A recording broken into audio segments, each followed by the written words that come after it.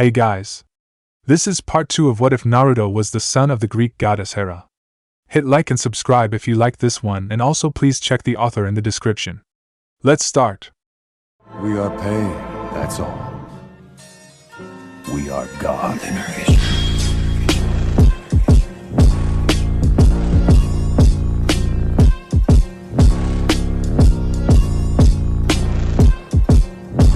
Chapter 6. The campers around Naruto continued to stare at Hera's symbol in shock and disbelief.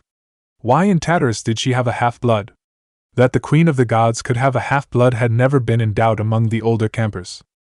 Given that she was married to the unofficial god of man-whores, most campers to graduate camp had been wondering when she'd crack and have an affair just so that Zeus could experience what unfaithfulness felt like. After all, affairs were sadly a part of marriage as well. It was just that the odds were so low of this ever happening that every half-blood figured it would never happen in their lifetime. Chiron soon came out of his shock and quickly double-checked to make sure he hadn't imagined seeing the symbol. Once he had confirmed it, the old centaur said, "Welcome to Camp Half-Blood, Naruto, son of Hera, the Queen of Heaven, goddess of marriage, women, and birth." This was not what Chiron had been expecting when his old student contacted him about a half-blood child that she was caring for, but he knew how to adapt. It was a good thing that Chiron was taking charge of things as he led the other campers in a respectful bow and respect to the half-blood's parent for making the child's lineage known. Mr. D had come to when Chiron started the traditional announcement, and thanks. The Olympian had to hand it to Chiron with how smoothly he recovered from the surprise. He decided not to say anything and that the current situation required extreme measures. Mr. D walked over to a wall, opened a hidden door revealing a safe. As the campers finished their bow, their divine overseer opened the safe and pulled out a bottle of aged old Cossack vodka. Mr. D immediately opened the bottle and stared, downing. Restrictions be damned, there was no way that he'd deal with this mess sober. Many of the campers saw Mr. D drinking and immediately looked up at the sky expecting the telltale rumble of Zeus warning his son about his restrictions. No rumble came as expected, so several campers started to talk about how Zeus might be in a state of shock. That only caused the campers to start talking amongst themselves over what all of this could mean. Naruto quietly started edging away from the nervous and chatting campers. Hearing that his mother was Hera wasn't a shock to the shinobi. In all honesty, he could have figured it out months ago had he bothered to put the clues together. The only reason why Naruto didn't try was because his mother asked him not to do so. Kushina, no, it would probably be best for him to call her Hera from now on, had gone through so much trouble to be able to spend time with him. There was no way in Tartarus that he was going to spit on that love and effort by going against her wishes, especially when the wish had been so simple. Chiron noticed Naruto discreetly putting some distance between him and the other campers. For a second the old teacher thought that Naruto was afraid. However, a glance at the boy's eyes convinced Chiron otherwise. Those were not the eyes of someone who was afraid. They were the eyes of someone who had been discriminated against before and refused to let that hurt or bother them. Part of Chiron was worried and sad that someone so young could have those eyes. What had happened to Naruto before his old student took him and that could give the boy those eyes?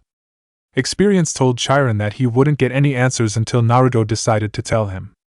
Wanting to keep everything under control, Chiron calmly spoke to his pupils. "Well, now let's get you all settled in. Children, please head to your cabins. Some of you will need to resort sleeping arrangements in your cabins with your counselors, as we've received over half a dozen new campers since the end of summer. Naruto, you will be coming with me since you're new to camp and you don't have a cabin mate to show you around." None of the campers argued with Chiron when he told them to go to their cabins. Besides, this would let them tell everyone about what they had just witnessed. Chiron waited for the other campers to leave before approaching Naruto. Once the other campers had left the big house, Chiron smiled and said, "Please follow me, Naruto, so I can show you around the camp." The teacher and new student calmly walked out of the big house, letting Mr. D move on to his second bottle of vodka in peace. Once outside the big house, Chiron began an impromptu lecture for Naruto. This, as I'm sure you know, is the big house. We use it as the camp's headquarters, medical center, and if necessary as a safe house. It's where all camp counselor meetings are held. As the only half-blood child of Hera, you are automatically the counselor for cabin 2.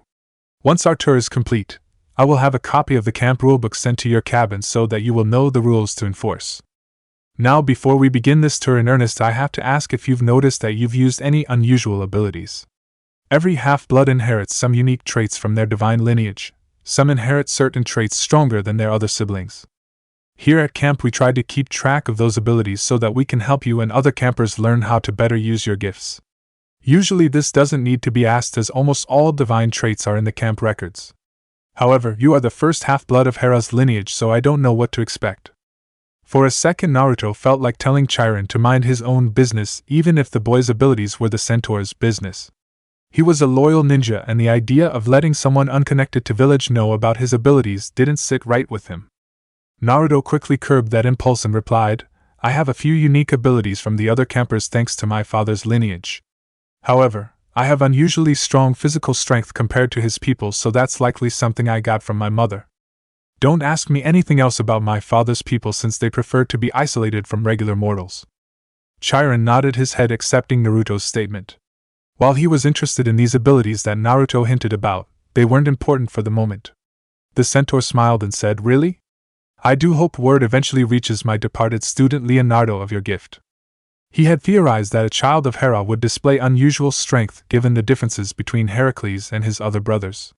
Now let me show you the training grounds where you'll be trained in everything a hero needs to know in order to survive. It was a quick walk for the duo to reach the training grounds. Chiron thoroughly explained what Naruto would be learning and why he needed to learn each skill. This was an extremely thorough lecture, and Chiron planned it that way so that his other students could learn about Naruto's existence before meeting him. Chiron knew that there would be some staring and whispering when Naruto was brought to the cabins, but he hoped to let things settle out a bit so it would be calmer for Naruto. Once all of Naruto's future classes were explained, Chiron padded out their time by working out Naruto's training schedule for the next 2 weeks. Most of the padded was accomplished by Chiron explaining the benefits and drawbacks of taking classes with different cabins. Eventually the centaur could not delay the tour any longer without arousing either Naruto's suspicions or annoyance. Fortunately for Chiron, he correctly judged that point and started to lead Naruto to the cabins just before that point. Naruto carefully watched the other campers as he was led past the cabins. Everyone was staring at him with interest and a hint of nervousness. Their stares made Naruto feel a little uncomfortable, but he could deal with them since there wasn't any hatred like the stares he once got in Konoha. As Naruto walked past each cabin, its residents would turn their heads to focus on cabin 2. As soon as Naruto reached his cabin, he opened the door without even waiting for Chiron to say he could enter. The other campers and Chiron all strained a bit to look inside cabin 2 to see how Hera had decorated it. Cabin 2's interior was perhaps the most unique out of all the cabins. The wall opposite the door was painted white with the Uzumaki clan seal painted on the wall from the floor to the ceiling. The west wall of the cabin was covered in frescoes showing famous scenes from mythology featuring Hera that looked like they had been done by a Renaissance painter. On the east wall were frescoes of Kushina's life done in a traditional Japanese art style. Aligned with the door and clan seal was a raised king-sized bed with drawers along the bed's side. There was a weapons rack on either side of the bed against the wall. The rack on the west side had traditional Grecian weapons while the other one had traditional shinobi weapons. Between the door and the bed were 4 large objects in equal distance from each other. Naruto's eyes were immediately drawn to his mother's statue and altar on the western row closest to the cabin door. Opposite Hera's statue was a study desk set up for seal usage with the inks and brushes neatly placed on top of it. Closer to the bed were 2 mannequins, with one set up with Greek armor and the other with shinobi armor. Naruto quickly entered his cabin and instantly felt at home. Everything about the cabin felt comfortable, peaceful. The last time Naruto remembered being in a place that made him feel this comfortable was with the toads learning the sage arts. Naruto turned around to smile at Chiron when he noticed some writing on wall with the door. On one side the writing was in Greek while on the other side the writing was in elemental kanji. Both texts had the same message written down: this is the cabin of the goddess Hera, whose mortal self is Kushina. Its purpose is to be a home for her youngest child and only demigod, Naruto Uzumaki. Up on Olympus, Hera was calmly sipping a pomegranate-flavored tea on the front porch of her palace while reading Pride and Prejudice. There was a slightly ominous aura around the mountain as the news of her claiming Naruto made its way among the minor deities. A small smirk appeared on her face as she read Mr. Darcy's rather rude first marriage proposal. Hera wondered for a second if the silence on Olympus was due to the fact that she had a half-blood or the fact that Zeus accidentally destroyed the roof of his palace with his master bolt. For a god who had over 5,000 illegitimate children, that she was aware of, he couldn't handle being on the other side of the situation. That Naruto wasn't illegitimate would probably send her dear husband into a coma. She'd have to let Zeus in on that fact once he woke up from his fainting spell. Hera was about to return her attention to her book when she felt an Olympian approaching her. The queen looked up from her book and towards the path to her temple. Artemis was running to Hera's palace as fast as the goddess could. The elder goddess calmly put her bookmarker in the book and set it down on a nearby stand. As soon as Artemis reached the palace's steps, the queen called out, "What took you so long to come here? I was honestly expecting to see you sooner than this, Artemis, after my son's claiming." To Hera's surprise, Artemis's eyes conveyed the look of a terrified deer and an enraged wolf at the same time. There was a pained and nervous tone to the huntress's voices as she demanded, "Why? Why did you claim Naruto now?" Hera's nostrils flared and her eyes started to burn with indignation. "Why did I claim Naruto now? Why by Tartarus should I have waited to claim him? The other gods and goddesses might want the ego boost of claiming their children when they do something that honors them, but I don't need it. Besides, I promised Naruto that I'd claim him when he got to camp, and I intend to keep my oaths." Seeing that the younger goddess had lost her steam, Hera increased the pressure on Artemis. "Let's just get to the real reason you're upset about Naruto's claiming. This isn't about some sense of fairness or whatever other flimsy argument you're thinking of using. Your problem with Naruto's claiming is that now everyone knows about his existence. More specifically, Aphrodite knows about his existence, which means she'll soon be trying to maneuver someone else to be his bride. After all, she's been simmering with rage over your bet these past 3 millennia." Artemis lost all of her anger and became as pale as a shade. The goddess of love's fury over the hunters becoming untouchable to her was legendary among the Olympians. Whenever Aphrodite thought about the bet, she became a vengeful bitch, and would calm down by planning the worst brothels in existence to sentence the hunters to if she ever got her hands on them. The phrase "hell has no fury like a woman scorned" had its origins with Aphrodite and her temper. The now terrified goddess whispered, "Why did it have to be so soon?" With a roll of her eyes, Hera replied, "I gave you a 2 years heads up about Naruto's existence, Artemis. It's not my fault you wasted them moping about a problem you created. For the greatest huntress in existence, you can't trap the most common prey for a woman, the heart of a young man." The younger goddess recoiled as if Hera had punched her in the gut. Artemis knew the painful truth of Hera's words. She had wasted valuable time in trying to win Naruto's hand in marriage. After the incident, as she labeled her meeting with Naruto, Artemis couldn't get within 100 miles of Naruto without feeling overwhelmed by shame and embarrassment. She'd visit him next week was what she always told herself, and those next weeks had added up into months. Even now, just thinking of being married made the maiden goddess want to bolt. However, Artemis would not let Aphrodite get her hands on her hunters for the spiteful goddess's abuse. She looked up at Hera and firmly said, "Tell me everything there is to know about Naruto. What are his favorite foods, what games does he like, and what his dreams for the future? I need to know everything I can about him if I am to have a shot at winning his heart. I know you've been spending quite a lot of time with him in that double nature state of yours, so you must know what I need." Artemis's request surprised Hera as she figured that her niece, several hundred years ago Hera had found that thinking of her husband's illegitimate children as her nieces and nephews made them easier to get along with, would leave and continue to mope about her situation. Hera narrowed her eyes slightly, weighing her annoyance with Artemis's procrastination against her disgust for Aphrodite. After a few seconds of deep thought, Hera spoke. "I will give you what you want, Artemis, but not for free." Instantly Artemis blurted out, "What do you want for it?" Part of Artemis couldn't believe her good luck. Hera was not a very forgiving goddess if she felt that you wasted any help she gave you. The younger goddess immediately started to think of what she could do to repay Hera for the information. Usually favors between deities was paid with support for issues or transfer of favor stockpiles. Occasionally a deity would repay a favor with another favor or a minor task, but that was typically only for major requests. Seconds after being asked, Hera gave her answer. "To get this information you must swear to do the following on your wedding. You will have your hunters strip you of your wedding gown, bind you to a stone altar to be constructed in a forest glen, and then have your marriage consummated while bound to the altar as your hunters look on." Hera saw all of the icter drain from Artemis's face, and a vindictive smirk appeared on the elder goddess's face. "Did you really think I would give Naruto up to you for something insignificant? There is almost nothing you can offer me. You have only meager favor reserves, and your stances on the upcoming council issues will have you naturally aligning with my own positions. I have no outstanding issues you could resolve for me, and let's face it, you'd be owing me for several thousand years if you tried to deal on pure favor. Hera's voice took on a softer and slightly more caring tone. Look at it from this way, Artemis, you already have to give up your virginity if you wish to save your hunters. For a little extra embarrassment and shame you can gain a massive advantage in winning Naruto's heart. I swear by sticks that the information I will give you will be 100% accurate, and will give you the means to win Naruto as a husband should you choose to use it in that manner. Privately, the human part of Hera saw this all as a massive prank on Artemis. Naruto had rescuing the distressed damsel and helping her to solve her problems down to a science. What made it all more hilarious to Hera was she estimated that there was a 70 to 80% chance that Artemis would have wanted to fuck Naruto when he got older, even if she didn't have that bet hanging over her head. As a Jonin kunoichi, Kushina had been extensively trained on how to analyze personalities and what would attract or repulse someone.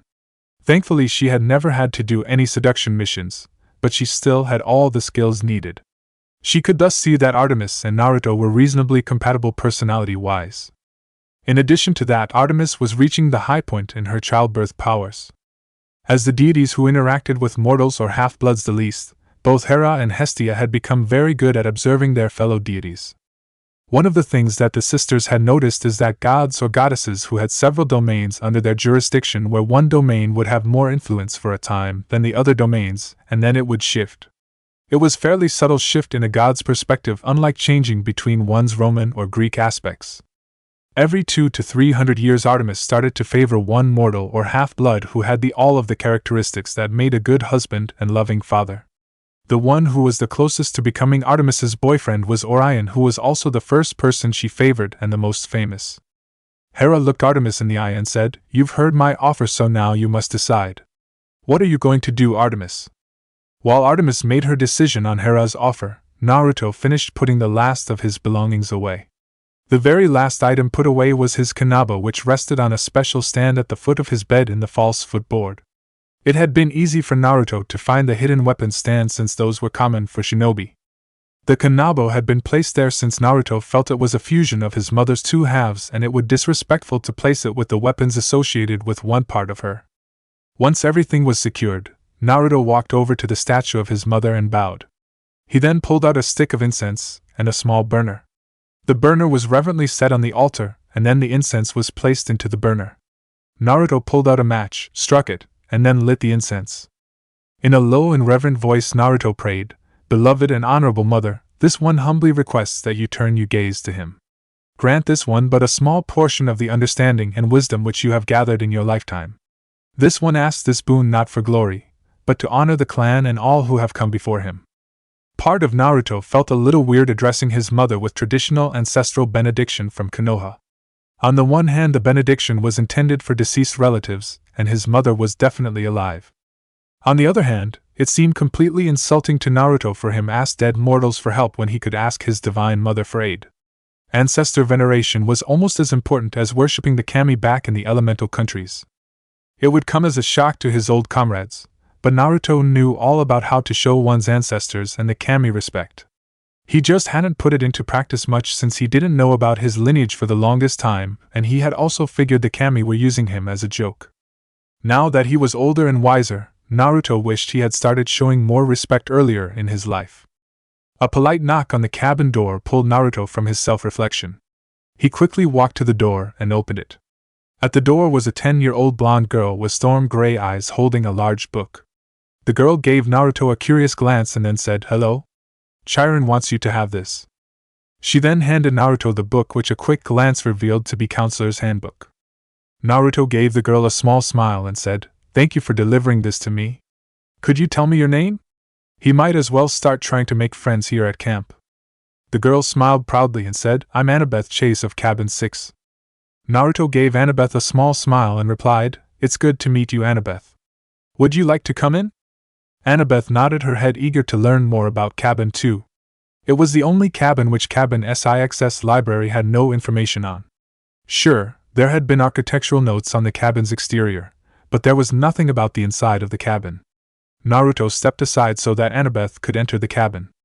She looked around and was confused by the decor. After a few moments of confusion, Annabeth turned to Naruto and asked, What is with all of the Oriental themes? There's nothing in the stories of your mother connecting her to the Far East. Unable to stop himself, Naruto's face gained a fox-like grin. There's more to my mother than what you hear about her in the old myths. After all, she is the only Olympian to be both divine and human. Immediately Annabeth blurted out, "That's impossible. A god or goddess can't become a human. If they somehow did that impossible transformation, then they wouldn't be gods anymore. Even when a hero occasionally is ascended to being a god like Heracles, they stop being human." Naruto shook his head and replied, "You misunderstand me, Annabeth. My mother isn't a human, and she isn't just a goddess anymore. She is both a goddess and a mortal.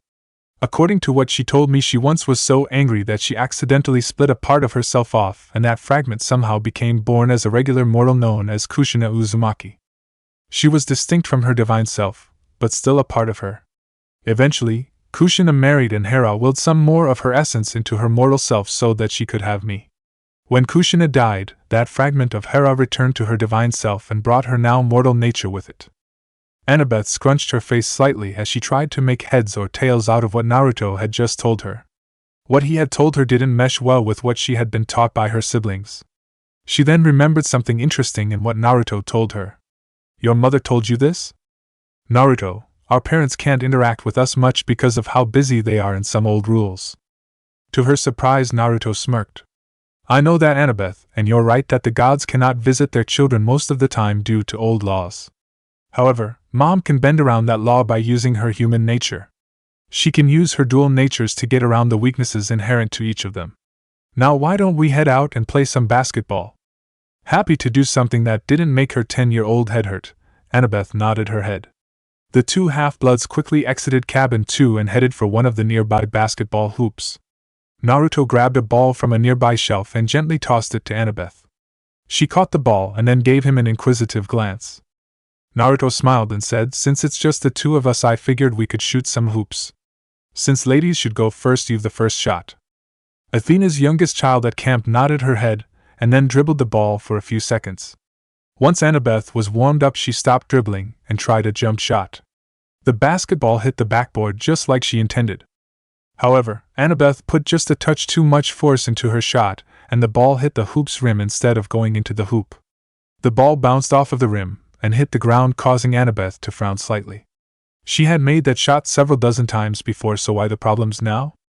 Naruto quickly caught the basketball and then smiled at Annabeth. "That was a very good try, Annabeth. However, you might want to put less power in your jumps next time." Naruto walked over to be next to Annabeth and casually made a 2-point shoot. In all honesty, the hardest part of the shot for Naruto was holding back his strength so that he didn't damage the hoop. He then caught the basketball and handed it back to Annabeth. Ball in hand, the young girl thought about Naruto's suggestion for a second. Annabeth made a second jump shot, jumping just a tad less than she had before. This time the ball hit the backboard and bounced off to fall through the hoop perfectly. Annabeth walked over to the basketball and passed it to Naruto. "Thanks for the advice. How did you know I was putting too much power into my jump?" With a smile, Naruto replied, "One of my friends back up in Alaska loves making jump shots. He always had a problem after a growth spurt until he adjusted for increased size and power." Naruto would have said more except that an aggressive voice yelled out at him, "Hey, new blood!" He turned around to see half a dozen mean-looking teenagers that would have scared even the typical high school jocks into surrendering their lunch money. To Naruto, they were nothing on his threat meter, having judged their powers about what would be the typical high-end genin abilities. The leader of the group was about 18 and decked out like an outlaw biker. "There's a little initiation here at camp you need undergo." The tone of the speaker's voice and the nasty looks on the gang's faces that their little initiation was some sort of humiliation. Two of the older teens in the group went to grab Naruto, and they were sent flying by Naruto's punches. Naruto then calmly sent the remaining members of the troublemakers a blast of his killing intent, freezing them in their tracks. Naruto walked over to the group, grabbed their leader, and forced the teen to his knees. "You are scum, nephew." Several of the nearby campers widened their eyes in shock at Naruto's announcement. Naruto increased the volume of his voice so that everyone could hear. "I had been told that my nephews and nieces in Cabin 5 had started to become bullies by my caretaker when she was in Camp Half-Blood. We had both hoped that you all would be more mature than your older siblings. However, it seems that you've only gotten worse. In my birth land there are few things more despicable than attacking your kin outside of training. Scums who did so were punished very severely. Naruto glanced at Cabin 5 and quickly scanned it with his mediocre sensor abilities. Sensing no one inside, a prankster grin appeared on his face. He then looked up at the sky for a second and mentally prayed, "Brother Ares, what I am about to do is not to disrespect you, but to teach your children a valuable lesson."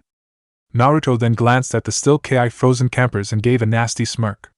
"As your uncle, I deem you all unworthy of the privilege of sleeping in your cabin. The duration of which will last as long as it takes you to rebuild your cabin." As soon as Naruto finished speaking, he slammed his fist into the ground. Immediately, a fissure split the ground in front of Naruto and raced off towards Cabin 5. Within seconds, the war god's cabin was split in two with the fragments collapsing to the ground.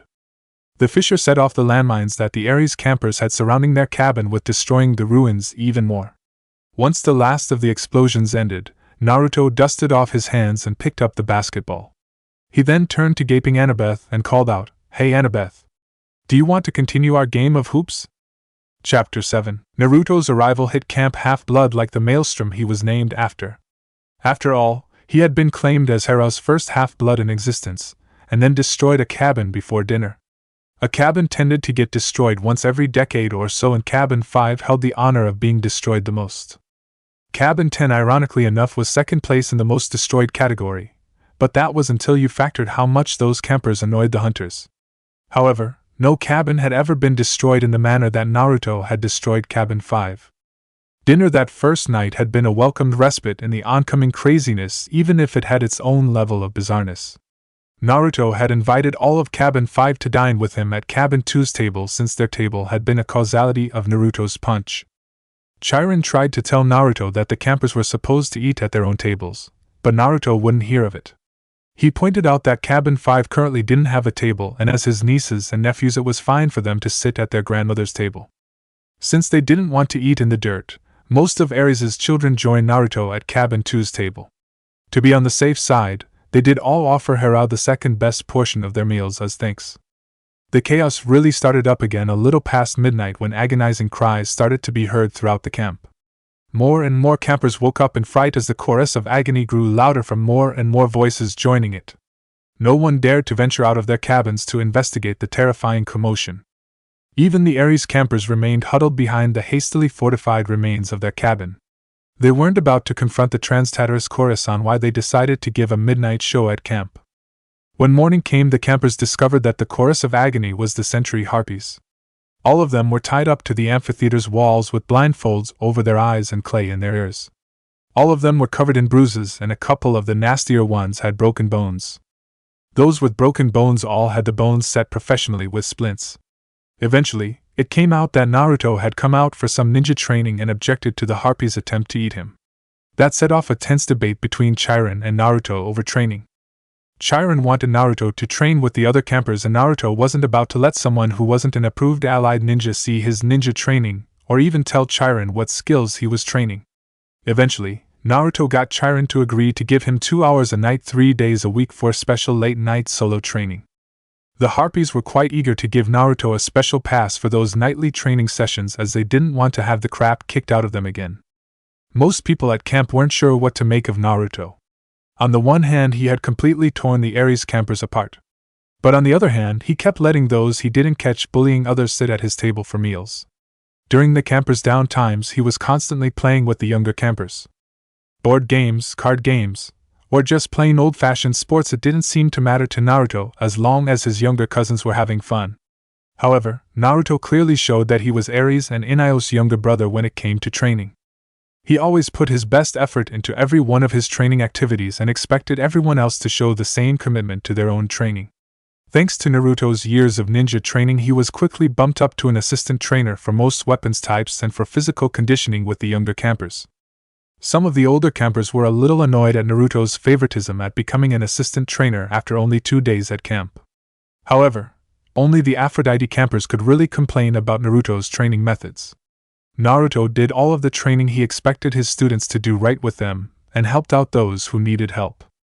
If someone honestly couldn't do the exercises they were required to do, then Naruto simply asked them to do what they could, and then go to the bench. Problems only occurred if you tried to be lazy and shirk off your training. The Aphrodite campers tried to do their usual routine of sitting around to trade gossip and beauty tips only to have a bag of manure explode on them. Every time the Aphrodite campers tried to do that after the first incident resulted in Naruto acquiring a new bag to dump on them. Aphrodite's children tried to raise a stink over Naruto's so-called abusive pranks, but that didn't get them far. Mr. D quite frankly didn't care what happened in camp as long as no one died or his sons didn't get hurt. Chiron was honestly wondering why he didn't try a similar strategy to Naruto's decades ago to get Aphrodite's children to train. The younger members of Cabin 10 along with some of the less stuck-up older members had quickly caught on that they wouldn't get covered in shit if they trained. Sweat was easier to wash off afterwards. On the subject of pranks, the camp quickly found itself in the middle of a friendly prank war between Naruto and Hermes' children. Since Naruto kept his Kagebun Shinjutsu secret, along with all his other techniques, no one could figure out when he had the time to set up the pranks. At least the prank war was kept at a light-hearted level as there seemed to be silent agreement between the belligerent cabins to keep their little war on a friendly level. Chiron didn't mind the prank war since it didn't disrupt the camp's daily activities and they kept from targeting uninvolved campers. However, the chaos that had been hitting camp paled in comparison to what happened on Friday. Dionysus was as usual sitting in the big house drinking a Diet Coke and reading one of his wine magazines when he suddenly felt another Olympian transport themselves into the big house. Immediately, Dionysus got up and turned to look at who his unexpected guest was. Mr. D's eyes widened in shock as Hera appeared in the rec room. Hera turned around and gave Dionysus a knowing smirk. "I'm here to visit my son. Before you say anything about the laws, observe." Hera snapped her fingers and shifted into her dual-natured form. Mr. D's eyes bulged out in shock and he hit the floor unconscious. Sure, he and all the other gods had heard about Hera's time as Kushina, but most of them had a lot of trouble believing it. Hera slowly walked to the back door of the big house, taking her time and taking in the surroundings. She figured that there would be a lot of questions from the half-bloods and probably a bit of disbelief since the Olympians typically avoided camp to keep them from breaking the laws. As Hera planned, most of the campers were waiting outside Big House. Many half-bloods had an internal sensor when it came to the mystical, although only a few could use that talent as more that a feeling something was about to happen. Those half-bloods had immediately rushed to the big house having sensed her arrival, and the rest followed because of confusion, or just to see what was going on. As soon as Hera opened the door, she was tackled by Naruto. "Mom, it's so good to see you again." Naruto's announcement caused a wave of murmuring throughout the assembled crowd. Most half-bloods could sense that Hera was a goddess even with her human nature throwing things out of perspective. However, many of them were starting to get upset that Naruto had his divine parent visit him, while theirs wouldn't visit them. Hera quickly scooped Naruto up in a hug and replied, "It's good to see you to Naruto." Chiron walked into the gathering and politely bowed his head to his half-sister. He was a bit surprised by Hera's change in looks but not too much. The gods changed the looks of their standard forms a bit every few centuries even if certain traits stayed the same. Chiron then said, "Lady Hera, it is an unexpected honor to have you visit the camp. Rarely are the gods and goddesses able to take the time to visit due to the many duties they have to handle." Chion's stress on the word duty made it obvious what he was hinting at. A fox-like grin appeared on Hera's face as she said, "I can imagine, Chiron. Luckily for me, the human nature I acquired some time ago has given me some unique ways of taking care of my duties."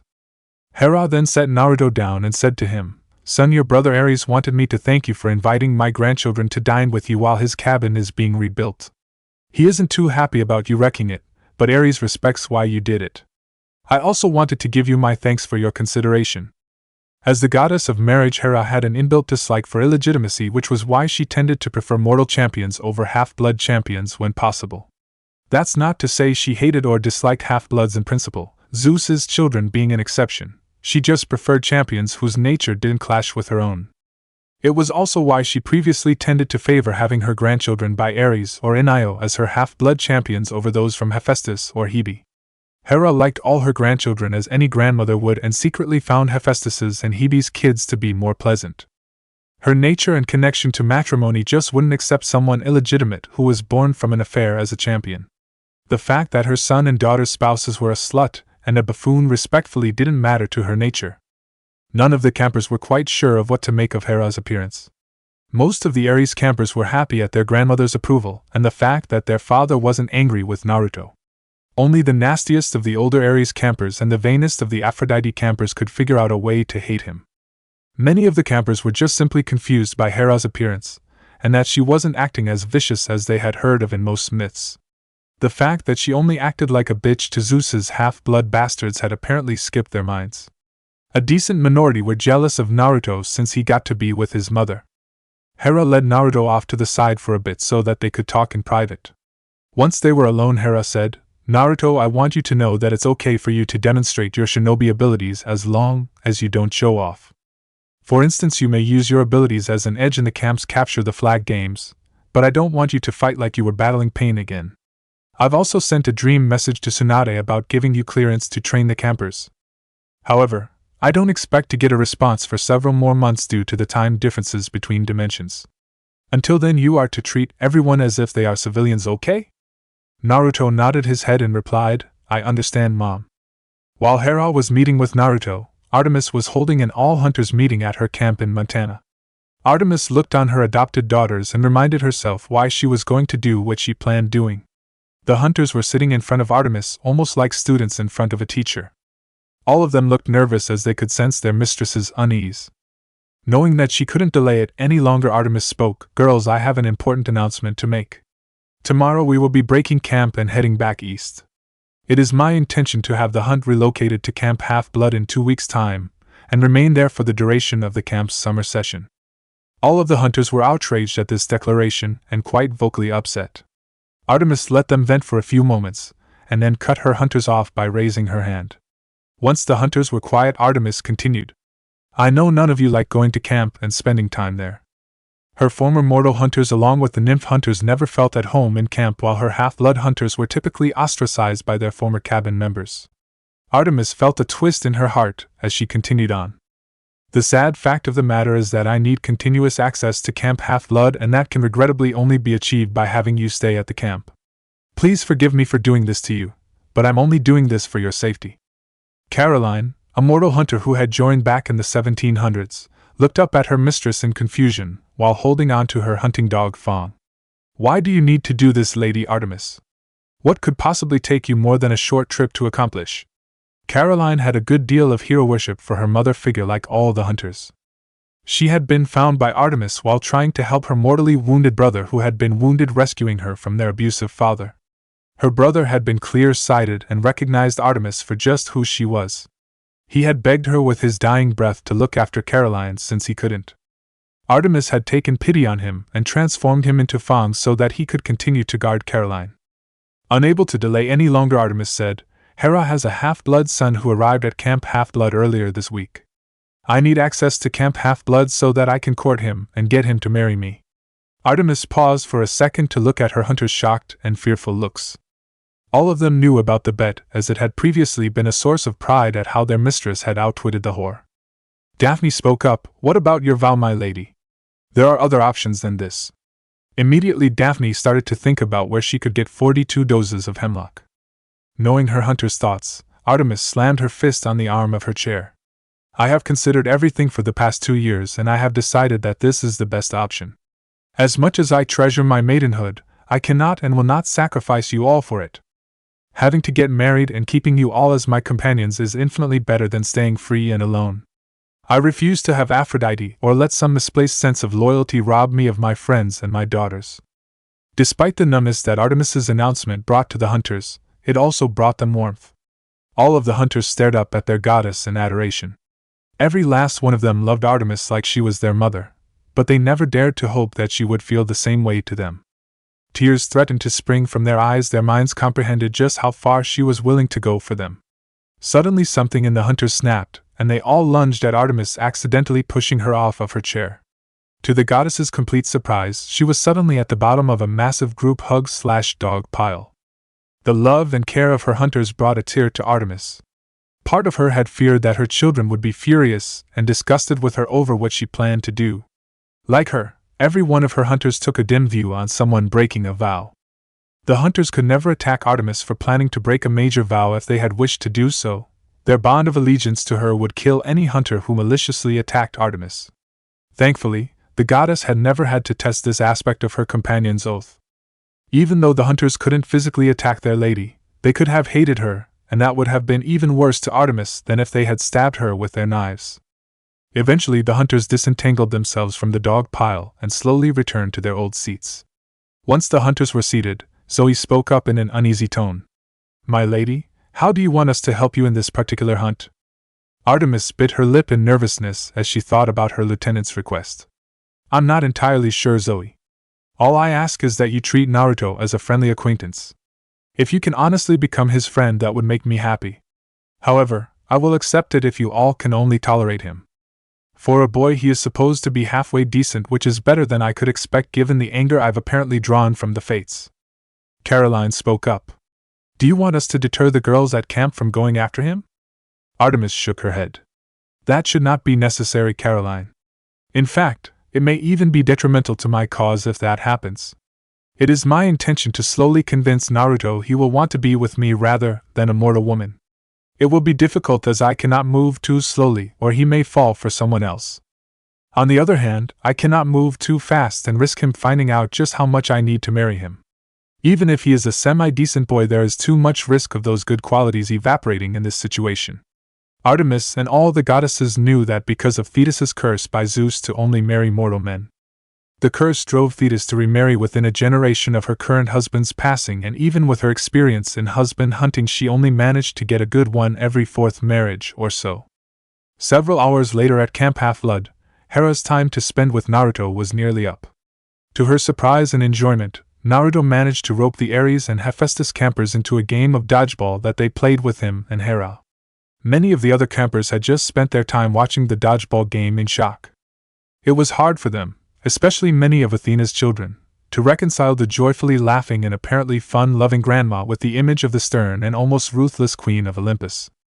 Currently, the dodgeball game was wrapping up with Hera and Clarice on one team against Naruto on the other. Naruto threw the ball at Hera, who quickly dodged it. She then caught it, passed it Clarice, and before Naruto could realize it, his knees threw the ball, hitting him in the shoulder. As soon as Naruto realized he was out, he decided to have some fun by twirling around on his foot as if from the force of the blow, and then fell to the ground. From the ground, Naruto opened one eye and smiled as Clarice jumped up to give Hera a high five. Hera returned the high five and immediately used her free arm to capture Clarice into a hug. A small smile appeared on Naruto's face when he saw the joy on his mother's face. He then got up and called out, "Good game, everyone. Can we do another one, and if so, how do we want to do the teams?" There was a touch of sadness in Hera's voice as she called out, "I'm sorry, son, but you'll have to count me out for the next round. My visiting time for the week is almost up." Clarice cut in, "Why do you have to leave, Grandma? Can't you stay for dinner?" Hera gently put her granddaughter down on the ground and then gently placed her hands on the girl's shoulders. "I'm sorry, dear, but my mortal nature only lets me bend divine rules so much before I get into trouble. Besides, I need to get home to prepare dinner or your father will go hungry. You don't want your father to be seen as weak because his belly is empty now, do you?" Clarice shook her head and replied, "No way, Grandma. My father is the toughest god on Olympus and no one should doubt that." A small chuckle escaped Hera's lips when she heard Clarice's response. It was refreshing for her to play with young children. Divine children typically matured in a matter of months, and it had been centuries since one had been born. Embracing her mortal nature made ending each visit that it allowed very painful, as mortal feelings were more vivid than divine feelings. She figured that mortal emotions were more forceful because of their intrinsically short nature. It made Hera wish that some of the rules regarding parental interaction with half-bloods could be relaxed. However, she would never say that, as she knew the results of that would cause far more pain and problems. Hera let Clarice go and walked over to give Naruto a hug.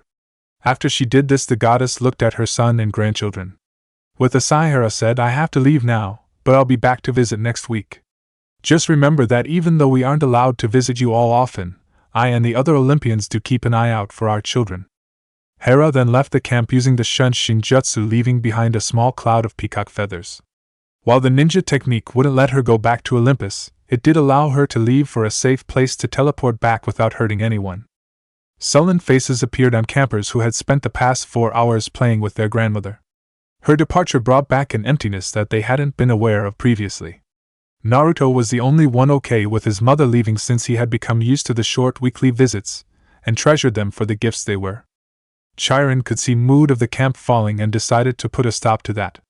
He quickly trotted onto the dodgeball field and said, "I was planning on telling you all this at dinner, but I suppose I can tell you all now since everyone is gathered here. The first Capture the Flag game of the summer session is scheduled for next Thursday. Tomorrow morning we will have the drawing of lots to decide which cabins shall start us off as the flag holders." Just as Chiron had hoped, his announcement quickly raised everyone's spirits. In his long centuries as a teacher, Chiron had never found a half-blood who wouldn't have his or her mood brightened by a competitive game. Later on that night, Naruto received a rather disturbing dream. The dream started off with Naruto looking at a blinding column of light. The light was too bright for Naruto's eyes and he was forced to close his eyes. After what seemed like an eternity, the intensity of the light diminished and then faded. Eventually, Naruto was able to force his eyes open, and he saw 4 cloaked figures standing in front of the pillar. It was the shadow of one of the figures that allowed the young demigod to open his dream eyes. One of the shadowy figures turned to look at Naruto, but he couldn't watch as the column of light grew too bright again for him to see. For the next few minutes Naruto felt his dream self tumbling about like a tumbleweed trapped in a hurricane. It was as if the column of light had launched him into the air. Desperately, Naruto tried to grab onto something in a vain attempt to orient his dream self. The tumbling got so bad and continued for so long that the young demigod started to wonder if it was possible to throw up in dream. Thankfully, he didn't have to pursue that line of thought as the tumbling started to slow down. When the world stopped spinning, Naruto opened his eyes to find himself standing in an almost otherworldly beautiful garden. The dream vision quickly focused Naruto's sight on a couple that was walking through the garden. The lady in the vision was a true beauty with cinnamon skin and fertile soiled dark hair which had dozens of different flowers woven into the locks. Her regal dress looked like it was composed of every type of tree leaf known to man. She radiated a motherly aura and every plant seemed to become more vivid and beautiful in her presence. Although Naruto had never read a physical description of her before, he knew that she had to be the primordial goddess Gaia. Once Naruto had this realization, his vision turned to focus on her companion who had to be Auranas. His great-grandfather was in every sense of the word a perfect noble king. The power rolling off of him tasted of justice and nobility which threw Naruto for a loop. Wasn't Auranas supposed to be monstrous uncaring brute, or had that just been propaganda on the Titan's part?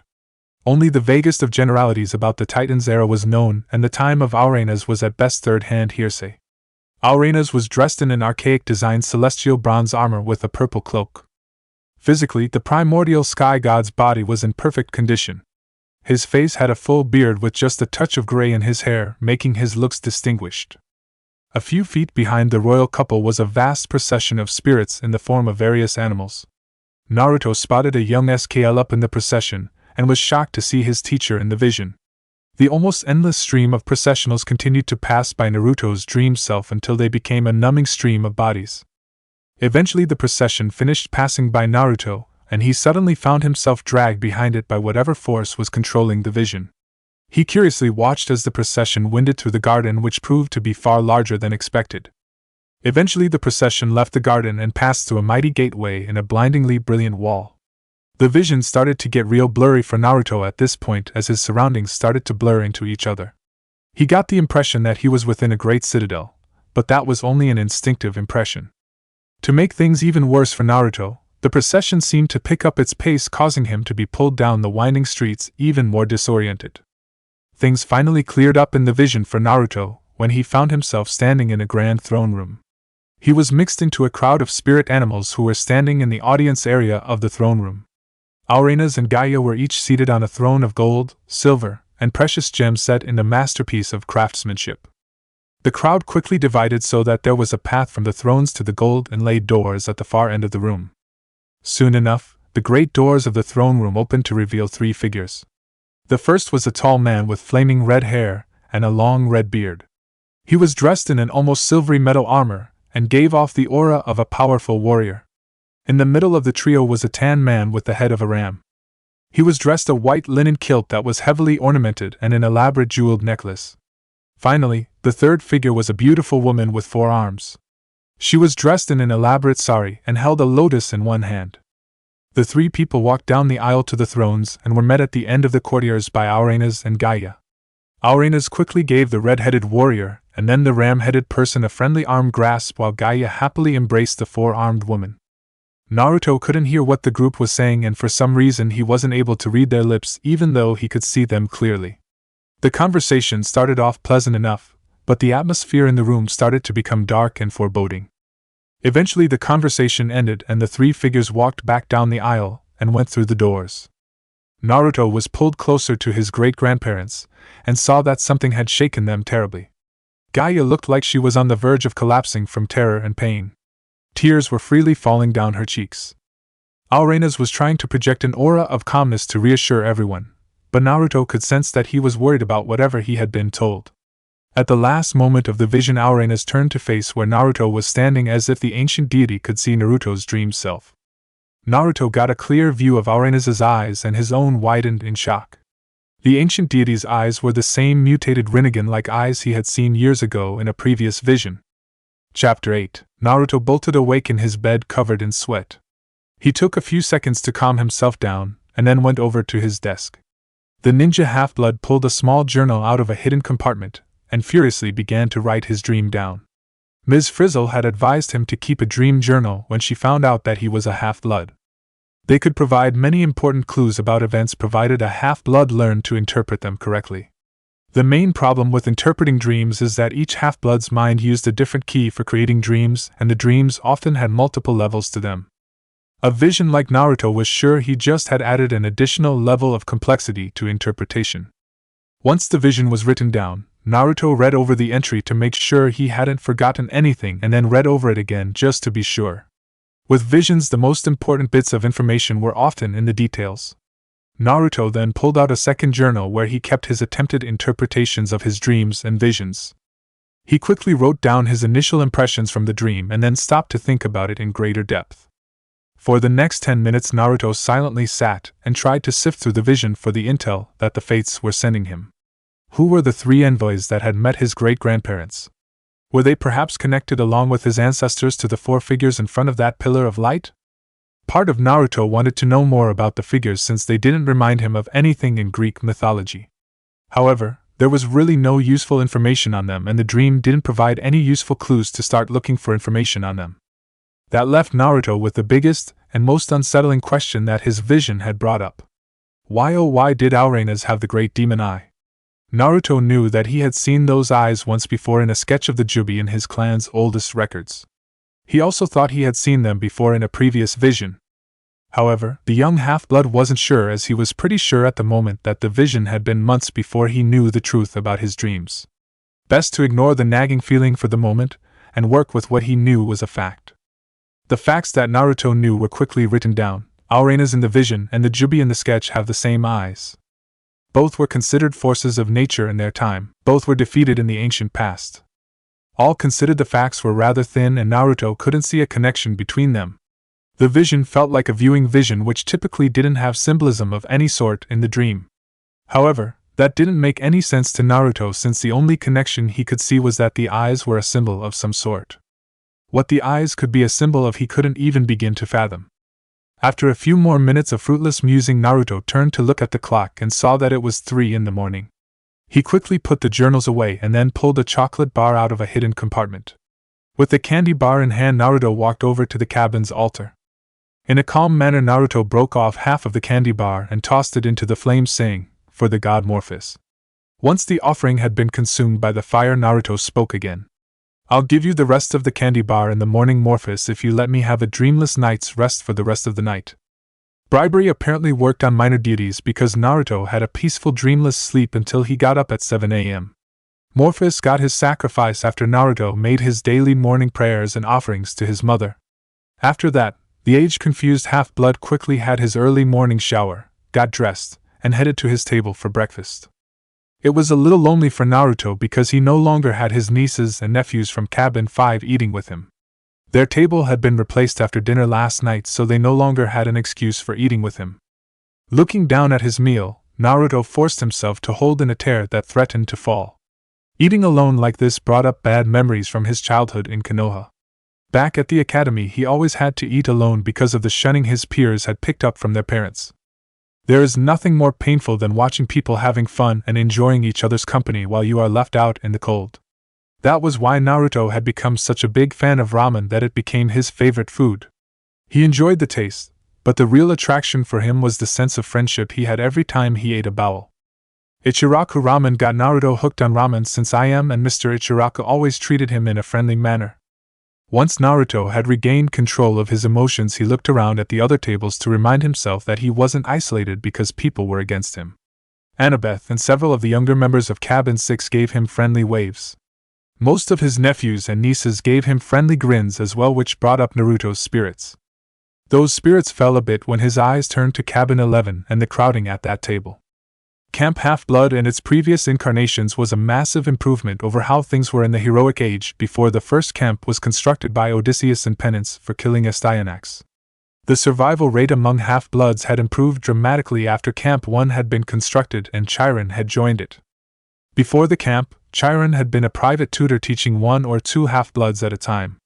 The only reason more Half-Bloods had lived during the heroic age besides Chiron's lucky pupils was that most gods favored the upper class for mortal liaisons. Those aristocrats could afford to train the children that were proof that the gods favored their house as warriors. Details of Camp Half-Blood 1 and 2 were very sparse because monsters used the Romans' attack on Alexandria as a cover to destroy Camp 2. Those camps had been constructed by Half-Bloods, while Camp Half-Blood 3 through the present incarnation of Camp 13 had all been constructed under the gods' guidance. The design of the early camps varied quite a bit, and was a source of unrest among the gods as many tried to gain more influence in camp and in turn among the Half-Bloods. The current camp layout was finalized with Camp Half-Blood 8, and had been carried down through the succeeding iterations. For the most part it worked well enough and prevented the camp from becoming a source of aggravation by giving extra emphasis on any god or goddess. Unfortunately, that equality came as a bad joke for Cabin 11.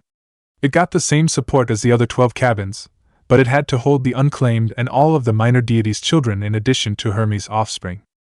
Occasionally Hermes had been able to get some extra funds for his cabin from Hera or Artemis, as their cabins were the easiest to maintain, but that hadn't happened in over a decade. Cabin 11 got the same size table as all the other cabins, even though some of its residents had to eat on the grass. The parental neglect at Cabin 11 indicated to anyone who didn't have access to the alumni's records grated on Naruto's sense of justice. Suddenly an idea popped into Naruto's head. Since he was down because he was eating alone, and Cabin 11 had a problem of too many campers, could he solve both problems with one solution? Having all of the children of the minor deities over during mealtime would liven things up quite a bit for him, and it would give everyone at table 11 some elbow room. The question was how he would approach his mother on this issue. Allowing Cabin 5 to eat at table 2 for the past week was feasible since they were her grandchildren, and it was on a purely temporary basis. What Naruto was thinking about doing was far more permanent, and could potentially open a massive can of worms in divine politics. He had to think of all the angles and come up with a solution that wouldn't trigger the latest divine rumble. Naruto's thoughts on changing almost 800 years of tradition were cut off when Chiron spoke up. "May I have your attention, campers?" Everyone turned to look at the centaur, and he continued once he was sure of everyone's attention. "The first Capture the Flag game is scheduled for this Friday. Now, since this will be the first game of the summer, we will determine which cabins will start off this round of games with the flags. This will be decided by lot, and at the end of breakfast we will have the drawing by the cabin counselors. Once again the counselors will draw by cabin ranking except for Cabin 6, which will draw last as they had the most successes in Capture the Flag last year." Soon enough breakfast ended, and the time for drawing lots came. Naruto was the first in line of the 9 counselors since Zeus's cabin was empty. Chiron stood 5 feet in front of Naruto facing the counselors with 9 white sticks in his hand. 7 of the sticks were completely white while 1 had a blue tip and the last stick had a red tip. Chiron offered a small prayer to Taichi and then addressed the counselors. "The drawing of lots shall now begin." Without any further prompting, Naruto walked up and grabbed a stick in the middle of the pile. A momentary frown appeared on his face when saw that the tip of his stick was white. He then walked away so that the leader of Cabin 4 could draw. In all honesty, it wasn't really that important whether Naruto got the honor of holding a flag or not. After all, he'd get to play either way. Naruto hoped that he could start the game off with all his nephews and nieces on the same team. Unfortunately for Naruto, Taichi hadn't forgotten Hera's threat of hitching her to Priapus from the previous year. Taichi knew that she couldn't interfere too much with Naruto's life because otherwise Hera would notice, and that would mean walking down the aisle with the talking dildo. Besides, for some strange reason bad luck that directly targeted Naruto failed to work. But you better believe that she didn't hesitate to get back at him in a small way when she was directly invoked by Chiron. Ares' cabin and the Hephaestus cabin won the drawing for flags, leaving Naruto to decide between them. 2 days later, Naruto and Annabeth were sitting outside Naruto's cabin with Naruto showing the younger camper how to play shogi. Annabeth was considering her next move when she looked up to see Naruto frowning. "Is something wrong, Naruto?" Naruto was pulled out of his thoughts and shook his head before replying. "Nothing's wrong, Annabeth. I'm just a little annoyed with how things went with the drawing for the Capture the Flag game. I don't like having to choose between my nephews and nieces right off the bat." Annabeth nodded her head and moved one of her pawns. "Why do you refer to the campers from cabin 5 and 9 as your nieces and nephews, Naruto, while referring to everyone else as cousin?" "No one else does, since genetically none of us are related to each other, since gods and goddesses don't have DNA." After making his move, Naruto replied, "It's part of my father's culture. Family and family ties are extremely important where he and I came from. It's customary for people in a clan, which everyone in camp would qualify as being in the same clan, to refer to each other by their connection. Back in Konoha we actually had over 8 different words that translate as cousin. Those words covered various degrees of kinship, such as how you were related to someone, such as are you closer in the patrilineal or matrilineal line. I never bothered to learn all of those words since I thought I was an orphan when I was younger. I guess you could say it's my way of saying that I care for everyone and will do my best to protect them. After all, at the end of the day, the only people we can truly count on are each other." "That makes sense. I wonder why none of my siblings ever thought of it in that way." Annabeth came across as slightly condescending in her tone, but Naruto didn't mind. According to Ms. Frizzle, the members of Cabin 6 had started having hubris problems in the early 1700s, and hubris had become their defining fatal flaw since the mid-1800s. The few alumni who kept track of such things figured that this shift to hubris from the earlier predominant flaw of over-curiosity was due to a shift in science's importance to the West in that period. Naruto quickly replied, "Your siblings likely never thought of that because they come from similar backgrounds. I come from an entirely different background, even though I'm a half-blood just like you. It's only natural that I would look at the same situation and come up with a slightly different solution. Also, since you're used to working from a single playbook for thinking, your range of options is limited." Annabeth quickly countered Naruto's move and blurted out with her cheeks flush in anger, "What do you mean my options are limited? My cabin has one of the largest libraries in the mortal world. I can read military books penned by dozens of the greatest minds. In addition to the military works, my cabin's library has large collections on every science and discipline known to man. My options in whatever I chose to do in this world are limitless." In answer to Annabeth's near rant, Naruto moved his piece and put her into checkmate. "You weren't paying close attention to what I said, Annabeth. I said your range of options is limited. The key word is range. I'm not denying that you have a lot of options available to you. I'm stating that most of those options are based in the same mindset. I have a similar limitation just like everyone else on the planet. The difference between you and I is that I have a different mindset and a wider range of options since I was taught to look at things from different perspectives." A cute pout appeared on Annabeth's face that reminded Naruto of the Konohamaru core back in Konoha. He had to keep himself from letting out a chuckle at that since it would only make her upset. Annabeth quickly regained control of her emotions and said, "Just so you know, Naruto, the Athena cabin has aligned itself with the Ares cabin.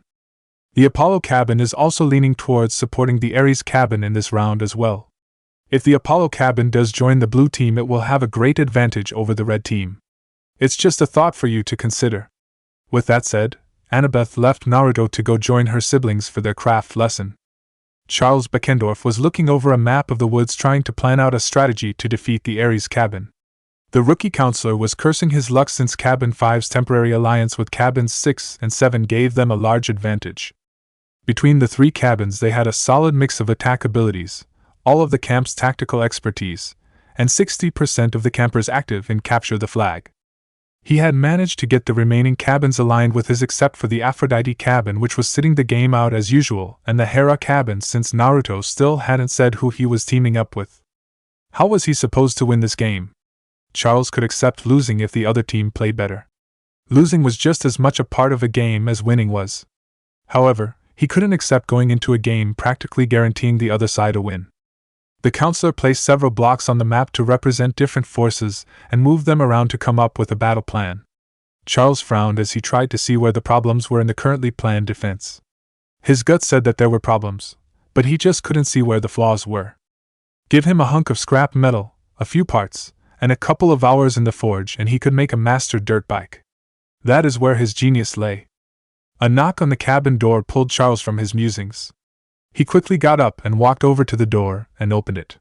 Charles's eyes widened when he saw Naruto calmly standing in front of the door. "Can I come in, Charlie?" "Sure, Naruto." Charles immediately stepped aside so that the ninja could walk into the cabin. As Naruto entered, Charles said a silent prayer that his uncle was going to join his team.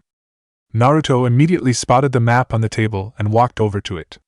He looked at it and shook his head before turning to look at Charles.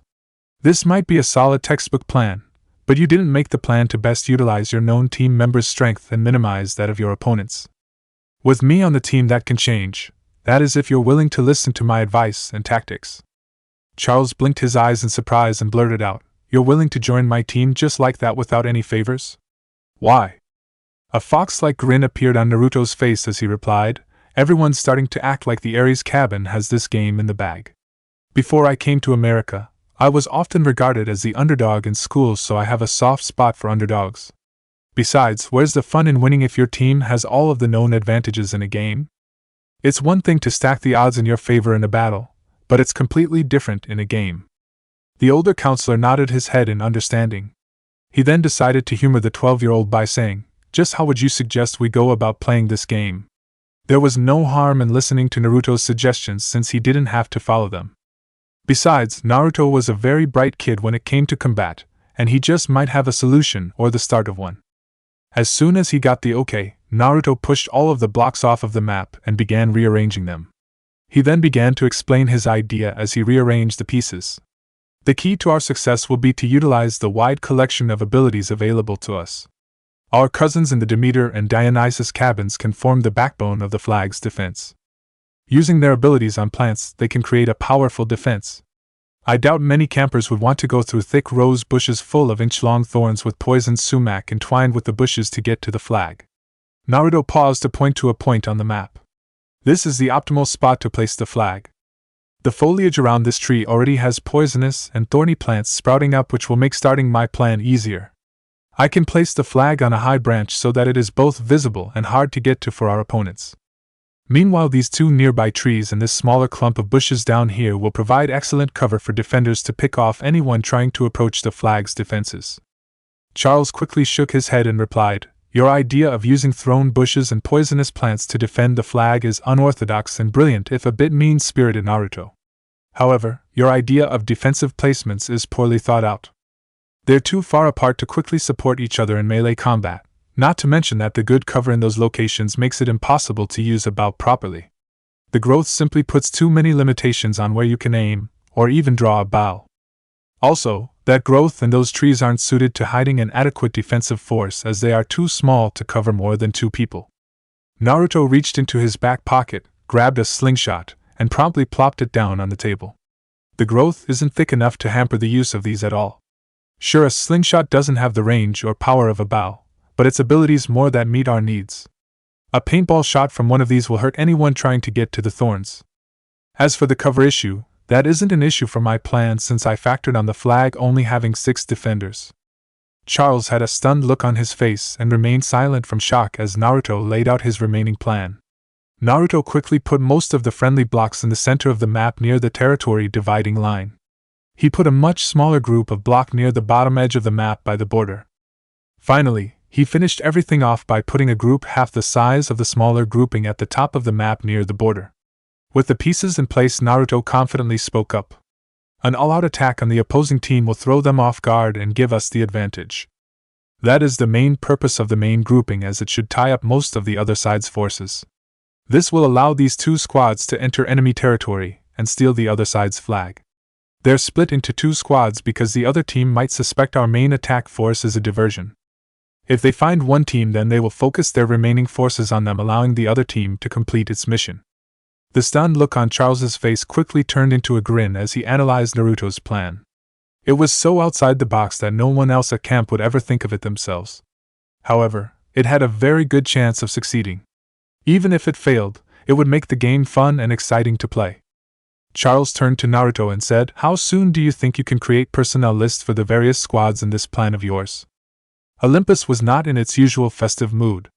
In fact, the mood was closer to that of a tap-dancing troupe performing river dance in a minefield. The sky reflected this, as it had been perpetually cloudy ever since Zeus had awakened from his shock-induced faint. Poseidon walked down the streets of Olympus and felt the need to resist rolling his eyes. Zeus always was one for the dramatic, and this was simply him in regular form. His little brother really should have become the god of theater given his affinity for it. Olympus had been running better this past decade now that Hera had wrestled the actual ruling power away from Zeus than it had in the past 1,000 years.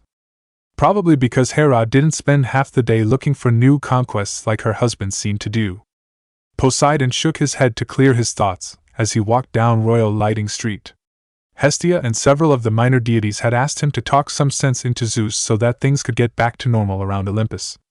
Soon enough, Poseidon reached his brother's temple palace, which was easy to spot as it was biggest and most outlandish building on the mountain. The king of the seas quickly walked up to the oversized doors, grabbed the door knocker, and started pounding it into the door. Soon enough a thunderous voice boomed from within the temple, "Enter." There was a crackle of lighting as the doors unlocked themselves and slowly swung open.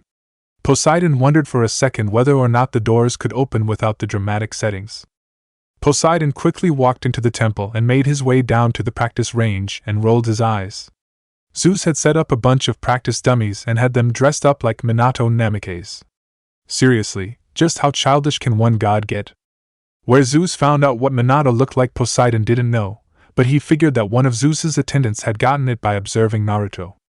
A large blot of lighting struck one of the dummies, blowing it to shreds. Once the debris had settled, Zeus spotted Poseidon and scowled at his brother. "What are you doing here, brother? Have you come to mock me as well for this travesty?" "Little brother, I have not come to mock you. The only mockery I see here is the hypocritical display before me." Zeus ran up to his older brother and growled out, "How dare you? I am the king of the gods, and some two-bit mortal has made a fool of me. This is an insult that..." The rant was cut off by Poseidon punching Zeus in the face, sending the god to the floor. Poseidon quickly followed up by tackling his brother, and using Zeus's shock to get the younger god into a submission hold.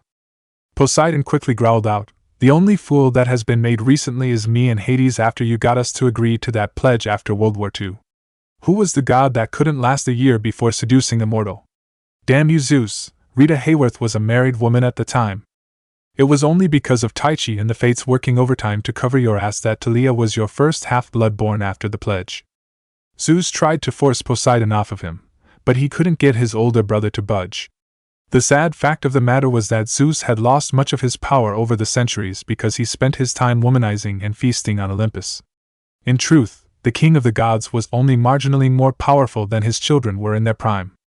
This fact wasn't widely known because the more rambunctious younger gods like Apollo and Ares had also let themselves go, while the younger gods who had kept up their abilities like Artemis and Athena had no interest challenging Zeus.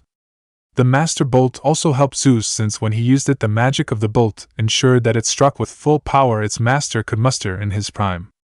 Unlike their brother, Poseidon and Hades had kept up active roles in maintaining their realms. Sure, the paperwork involved with their jobs took up a good deal of their time, but they also were in the lead in suppressing monster riots in their realms. Because of this, Poseidon was able to firmly keep Zeus pinned to the ground. "You're a real piece of work, brother, you know that? You are the most faithless god in the pantheon and give Aphrodite a run for her money as the most faithless deity. Yet, you're all up in arms over the fact that your wife has given you a taste of your own medicine.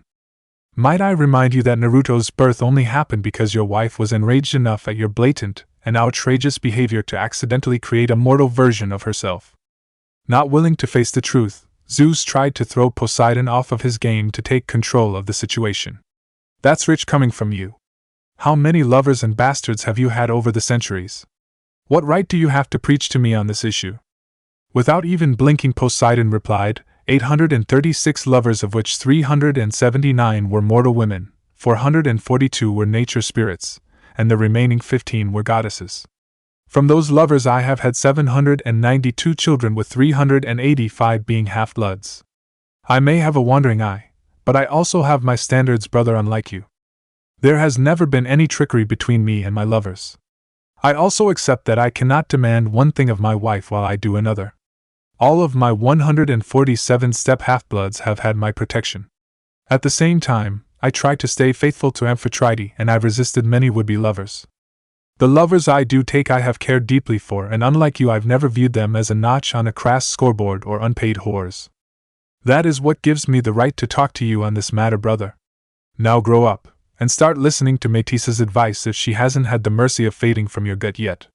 If you have any sense in that thick skull of yours, you will see that you need to shape up and start acting your age. The fact that Hera has a half-blood is nothing for you to get worked up about. Being annoyed is okay, but what you're doing is way out of line. Only Hera has the right to fly off the handle, so to speak, when one of us, and especially you, are unfaithful, since she is the goddess of marriage. With that said, Poseidon got off of Zeus and headed for the exit. Hopefully, this chat of theirs had gotten through to his little brother. Poseidon was going to be a lot harsher next time he got brought in again to deal with this situation. He was the god of the oceans, not a marriage counselor. Chapter 9. Naruto stood with Beckendorf in the middle of the main attack force in his shinobi battle armor. He knew that he could have been perfectly fine in one of the infiltration teams or handling the defense. However, Naruto had asked for this position because he wanted the other team to focus on him. Most of the Ares' cabin would want a crack at him to get back at their uncle for wrecking their cabin. Almost all of them were cool with Naruto except for a few older hotheads, but it was the principle of the thing. Plus, he figured that many of Athena's and Apollo's children would also want a crack at him to test out the new guy. That was why Naruto wore his celestial bronze forged shinobi armor. Its distinct design would focus even more attention on him. Beckendorf looked at the assembled attack force with determination. He knew that his team could win, even though traditional thinking said they were most likely going to lose. As soon as Chiron blew his horn to start the game, Beckendorf hollered out, "All right, Red Team Assault Squad, move out." As the 36 half-bloods jogged to the creek, Beckendorf turned to look at Naruto. He then grinned and said, "Let them know we're coming, Naruto." A grin appeared on the shinobi's face as he brought his hands behind his back out of view and rapidly preformed 4 hand signs to a jutsu he had been eager to try out. Naruto tilted his head back without breaking his stride and let loose a blood-curdling howl that echoed throughout the forest. Even though everyone on Red Team had been briefed on this, almost everyone on the assault squad froze for a second in fear. Not that anyone could blame them, as Naruto's wolf howl combined with the yawn of Bishamonten jutsu made it sound like the whole forest was infested with rabid hellhounds. The yawn of Bishamonten was an old jutsu that had fallen out of favor in the elemental nations when combat shifted primarily to shinobi on shinobi conflicts. The jutsu amplified a person's voice and laced it with killing intent. It was very useful for breaking enemy morale and causing confusion among levy armies and samurai. Not so much for ninjas, except for teachers to quiet down rowdy students. Thankfully, Beckendorf hadn't flinched at Naruto's howl and called out, "Come on everyone and get across the creek." I'm sure half of the blue team is still in shock and the other half is trying to reorganize for a hellhound attack they probably think is on the way. Do you want to waste this opening that Naruto got for us? With his team rallied, Beckendorf quickly walked through the creek and onto the other side. Naruto jumped over the creek and then stood guard as everyone else crossed it. Soon enough, the red team had its first encounter with the blue team. It was just 3 border patrolmen from the Athena cabin who had pulled back to prepare for a monster attack. They were quickly taken out by 3 of Hermes' children using slings and knockout pellets supplied by Naruto. The 2 youngest campers on the assault squad stayed behind for a little bit to secure the 3 members of blue team that had just been sent to Morphus. That was their task on the team, securing fallen enemies so that they couldn't re-enter combat. The assault squad was able to take out 6 more members of the blue team in 2 quick strikes, following the same pattern as the first 3. In all honesty, Naruto and Beckendorf were surprised that they were able to catch 9 enemy teammates without getting stuck in a pitched battle. Sure, they had expected some disarray from Naruto's attack, but not this much. Fortunately for their nerves, they soon came upon the main group of the blue team attackers, which had reorganized itself in a defensive formation.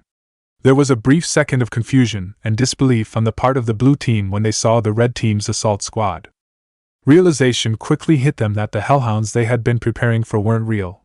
Many of Athena's children wondered how the red team had simulated a hellhound howl, but they knew that now wasn't the time to think about it. Naruto quickly demonstrated his prowess in warfare once the battle started.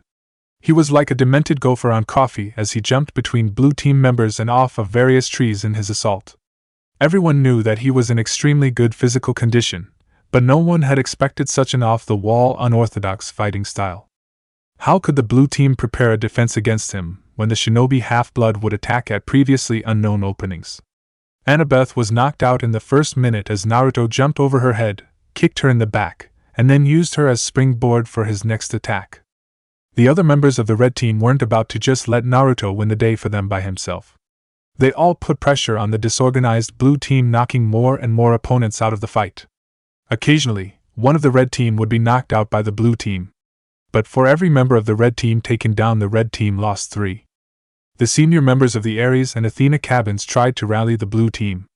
Unfortunately for the blue team, the senior members of the 2 cabins had different ideas of what should be done, leading to confusion. This confusion only helped the red team, which now moved under Beckendorf's orders to split the blue team in 2. With the blue team now broken and having less team members still active, a rout was inevitable. The only thing that stopped the blue team from breaking any semblance of defense and running was Chiron's horn cutting through the battle. The call on the horn signified that the red team had successfully retrieved the blue team's flag. Up in Alaska, Sklup watched the red team's victory through the smoke of a campfire with a smirk on his face. Part of the coyote spirit wished he could be on Olympus to see the looks on the deities' faces over this upset victory. The only reason he wasn't on Olympus was security was still heightened after his last prank. You'd think that the goddess of sluts would be a little more receptive of having her temple decked out as a sleazy bordello. After all, Aphrodite had slept with every guy on that mountain at least once. At least Sklup had Hermes and Apollo as fall guys for the Olympians to blame that prank on. However, the mountain's internal security would be on alert for the next couple of months, and Sklup really didn't feel like making enough mist to make any of the deities forget him if they were to catch him on the mountain. Naruto's victory made Sklup extremely proud of his idiotic student. The boy had properly used everyone's abilities in the mock battle. That was something that the Half-Bloods hadn't done since Camp Half-Blood 12 was founded in England 2 centuries ago. Furthermore, Naruto had played a decisive role in the battle without giving away his jutsu abilities. That would be vital in Sklup's bid to the Council of Regents to let him teach the boy more about the true reality of the Western mythical realm. It was also great to see that Naruto wasn't trying to claim the credit he deserved for being such a critical part of the red team's success. Sklup's private viewing ended when Iktomi crawled into the clearing. The spider spirit quickly changed from his animal form to human form. Sklup looked at his old prankster buddy with a grin that quickly turned to a frown. Iktomi's face was serious, and his eyes lacked the usual luster that they had when he usually visited Sklup. The coyote spirit blew out the fire, ending the smoke signal viewer, and got up to walk over to his old friend.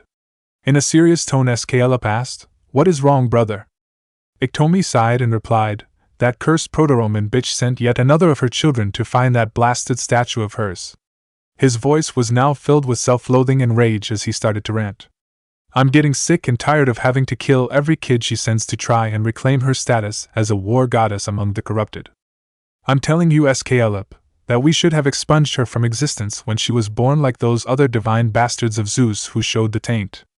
I mean, the taint was practically radiating from her at birth, so the council should have been able to see the problems we could face with her running around." This was an old issue with Iktomi, and Sklup repressed a groan as he pulled out a beer for his fellow spirit. When Iktomi grabbed the beer, Sklup spoke up. "Tecolote messed up then, no doubt about it. But to be fair, Athena did spring from her father's head, so it would have been impossible to tell what part of those vile energies was her taint, and what part was the corruption within her father. The fact that she sprang from Zeus's head as an adult, and in the middle of the Olympian Council, would have made it impossible to expunge her even if Tecolote had immediately discovered that she was tainted instead of carrying the corruption like her siblings. Remember that when Tecolote did realize his mistake, he voluntarily exiled himself to keep her taint in check by becoming her symbol. It was rather darkly humorous that the spirit of death, ill omens, and black magic was regarded by the Olympian subsection of the West as a symbol of wisdom. Tears formed in Iktomi's eyes as he futilely fought to keep from crying. "I can't keep doing this, Sklup. I really can't. Why does she always have to send the best and brightest after that blasted statue? So much potential wasted, and I'm the one who has to ensure that the damn thing isn't found. What's worse is that I have to succeed every damn time, or the beast slumbering within her will break loose. We should have gotten the Romans to force her to fade like they did to Selene and Helios. Why did the tainted bitch live while 2 nearly uncorrupted deities die? Before Sklup could try and comfort Iktomi further, Kokol flew down to the clearing like the raven spirit had been shot out of a cannon. Kokol had a wild look in his eye as he practically pounced on Coyote Spirit. Did your student have anything to do with it? Kokol continued to repeat the question over and over while shaking the spirit so hard that he imitated a bobblehead doll. Finally, Sklup was able to break Kokol's grip and knock the bird on his butt. By the Great Spirit, pull yourself together. What is this that has you so hyped up? Kokol took a deep breath to calm down and then spoke with barely contained excitement. Hera no longer carries any corruption. Impossible! Iktomi shouted out in disbelief. No one has been free of corruption since the Abyss War started, ending the First Era. The four kings couldn't find a way to free the realms from the corruption that Ige unleashed. Need I remind you that we all carry some of the corruption, and even our best efforts over the eons to purify ourselves has only resulted in keeping the corruption from growing? How could the Great Spirit's granddaughter achieve what we could not with a vastly more concentrated amount of corruption without even being aware of it? A chill ran down Sklup's spine as he remembered a confusing passage from the Great Spirit's Codex that had baffled everyone for millennia. By this sign shall you know that the trials will be upon the west. A pure deity twice born to the lords of harvest shall give birth to a babe with mortal flesh and divine soul. Sklup looked at his companions and explained, the transition prophecies are upon us as we've suspected. Hera has been born twice, once as her divine self and more recently a part of her was reborn as Kushina. She has somehow become purified of the corruption, and Naruto as a demi-deity would fit the description of a child with mortal flesh and divine soul if one interpreted it as an allusion to his mixed heritage. Kokol thought about it for a second and shook his head. That's a possibility, but I don't think that your idea is the correct interpretation of that passage. Half-bloods are usually described in the Codex as mortal flesh and divine blood. Why use the word soul in that particular passage if it is describing a half-blood? The phrase Lords of Harvest doesn't make much sense as we've only had one deity use that title and he's still in 1,000 pieces. Also, you're cherry-picking from the Codex as the next passage in the Codex has no rational connection to what you've just said. Sun and moon struggle where forefathers' land meets forefathers for the right to shed innocence's blood. Apollo and Artemis may fight a lot, but they would never ever fight the right to kill someone, especially if that person was innocent of any wrongdoing. If anything, they'd be the first deities among the Olympians to defend an innocent. Iktomi cut in at that moment with an almost mad gleam in his eye. I don't give a damn about the Codex at the moment, and neither should you too. Our top priority should be on discovering how Hera removed the corruption within herself and finding a way to replicate it on all the deities. Don't you realize what this could mean? We'd no longer have to enforce the Latin protocols and would no longer have to coax the deities from using their corrupted forms. The risk of the beast's awakening would no longer be upon us. There was a festive mood among most of the cabins in Camp Half-Blood as the red team was still giddy over its upset victory against the blue team. Even Mr. D was in a good mood over the game. His pleasure seemed to come more from the shock and disbelief of the Apollo, Athena, and Ares cabins over the fact that their sure win had been taken from them. It had been the most stacked game in the past century, and the underdog had scored an almost perfect victory. That was not something that any of the campers' prides would forgive quickly. The only unusual thing that happened during breakfast is that a dryad appeared from the forest and quickly walked to the head table. Usually, the dryads did their own thing during mealtimes since they didn't need to eat. The dryad walked over to Mr. D and hurriedly passed a message to him. Naruto was one of the few campers who had noticed the dryad's arrival and he frowned. From his vantage point, the shinobi couldn't see the nymph's lips to read what she was saying. It had to be important given the serious look on Mr. D's face. For some reason, the god looked towards Naruto and muttered figures. As the dryad left to return to the woods, Mr. D stood up to address the campers. All right, you brats, I have just been told of an announcement that you all will find rather important. The hunters along with Artemis are approaching camp and are expected to be here in an hour or two. Demeter's oldest son blurted out, "Damn it! Who won the bet?" Several other older campers started clamoring to know who had won as well. Naruto and all of the campers under 16 were scratching their heads in confusion. What bet were the older campers talking about? For that matter, when was betting allowed in camp in the first place? Charlie Epps, the counselor for Cabin 6 and a prodigy even among his siblings, reached into his backpack where he kept his graduate research work and pulled out a small booklet. Naruto had a great deal of respect for Annabeth's oldest sibling still attending camp. The 17-year-old already had a bachelor's degree in mathematics, almost had a master's degree, and was on course to start his PhD almost a year before most campers left for college. Charlie quickly leafed through the booklet and said, "The pot of 200 drachmas goes to Gleason Hedge for correctly guessing when Artemis and her hunters would visit camp this year." Annabeth looked up at her big brother and asked in a demanding tone, "What is this bet, Charlie? And why did so many people think that the hunters would be coming to camp when it's been almost a decade since their last visit?" Naruto noted that Charlie glanced in his direction after being questioned by Annabeth. There was too much background noise for him to hope to hear what Annabeth asked, and his view was again blocked from being able to see her lips. Most likely she was asking about the bet, but that only added more confusion for Naruto. What in pervy uncle's name was his connection to this bet, as Charlie's glance suggested? The shinobi half-blood looked around at the various tables hoping to spot the key he needed to unravel this mystery. Unfortunately, most of the older campers were avoiding Naruto's gaze as if in shame. Only Aphrodite's children were willing to look at him, but the look in their eye made Naruto shift his gaze. They had the same gleam in their eyes that he always had whenever some instructor he despised was about to be pranked big time. One of the girls who was in clear view said to one of her friends, "This will be good to watch." Talk about amateur hour if ever there was one. Naruto couldn't see the girl's companion clear enough to read her response. What he had read just confused him. What did that camper mean by amateur hour? With breakfast finished, Naruto was supposed to go his arts and crafts session. However, he decided to bail on that in order to try and figure out what was going on.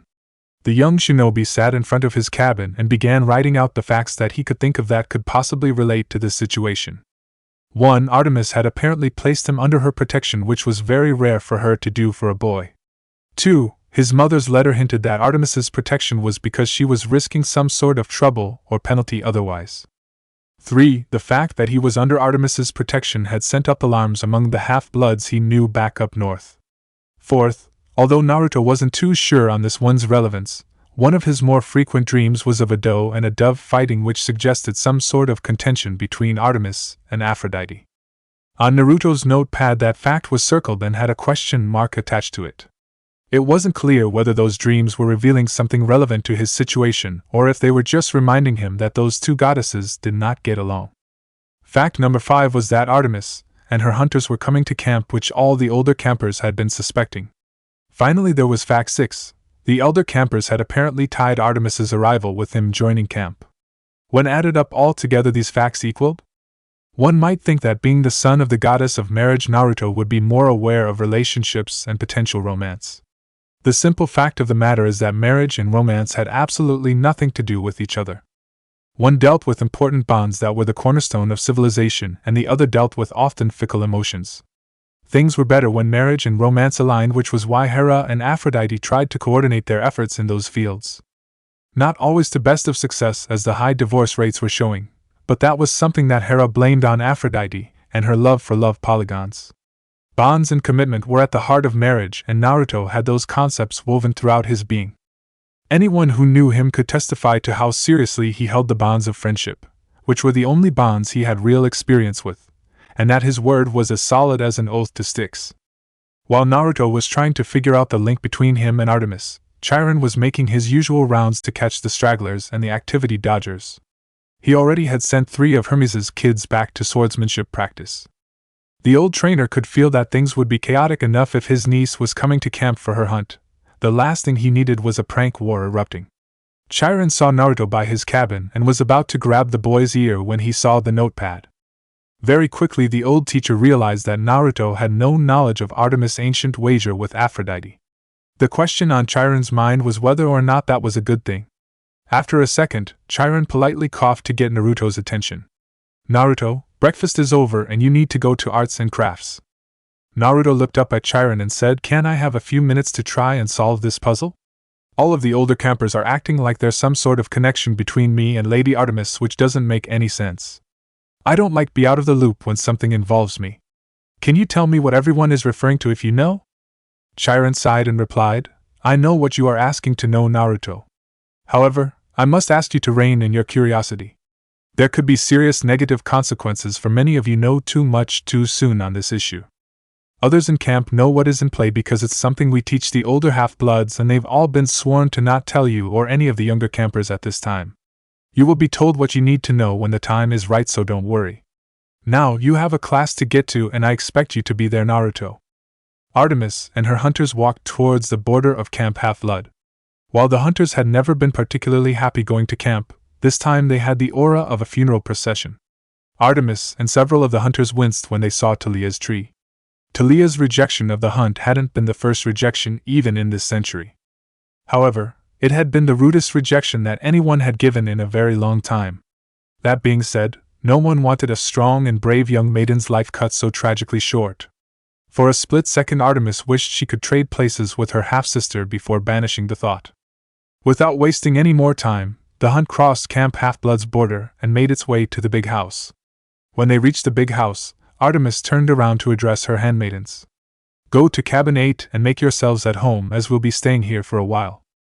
I will inform Chiron and Dionysus that the hunt will be staying here for a while. All of the hunters replied in a resigned tone, yes, milady. None of the hunters were happy to be at camp, especially given that they were going to be looking forward to staying there all summer long. In addition to the usual harassment that they had to put up from the more obnoxious campers they'd have stand by as their lady was forced to court Hera's spawn.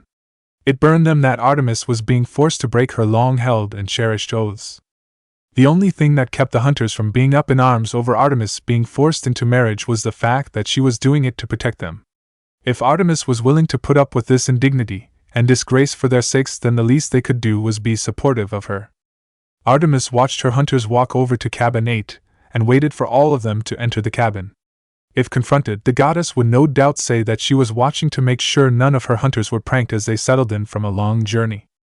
The truth was she wanted just a little more time before confronting a fellow Olympian about why she was here. Soon enough, all of the hunters entered cabin 8, and Artemis was left with no more excuses to delay. She firmed up her nerves, opened the front door to the big house, and walked inside.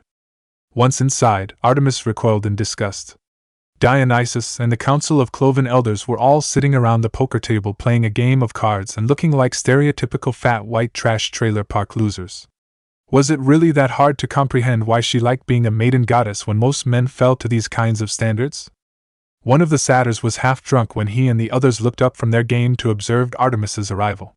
The idiot was the first to speak up in a slurred manner. Hey babe, I hear you're here for a husband. How about ditching the runt and going for a rail? The elder's sentence was cut off by Artemis whipping out her bow and shooting an arrow through the elder's head. The surviving 2 elder satyrs immediately bolted from the table and ran out of the house. One actually jumped through the nearby window, having deemed the glass safer for his health than Artemis's ire. Dionysus looked at the blood-covered playing cards in disgust. Another perfectly good deck wasted because of something involving the brats. He whirled around to face Artemis and demanded, "Why did you have to ruin a perfectly good game?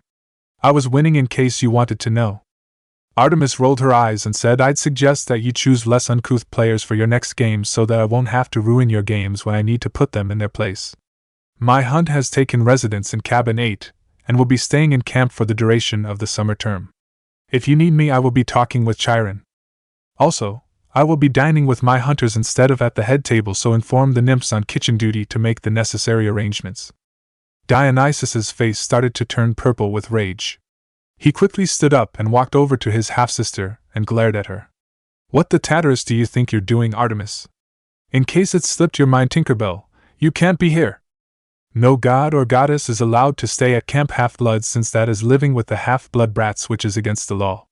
The only reason I'm stuck in this hellhole is because of Father." The camp director would have continued the rant except that Artemis pulled out a hunting knife and positioned it next to Dionysus's belly. Artemis hissed out in a deadly serious tone, "Shut up or I swear I'll gut you like the pig you pretend to be.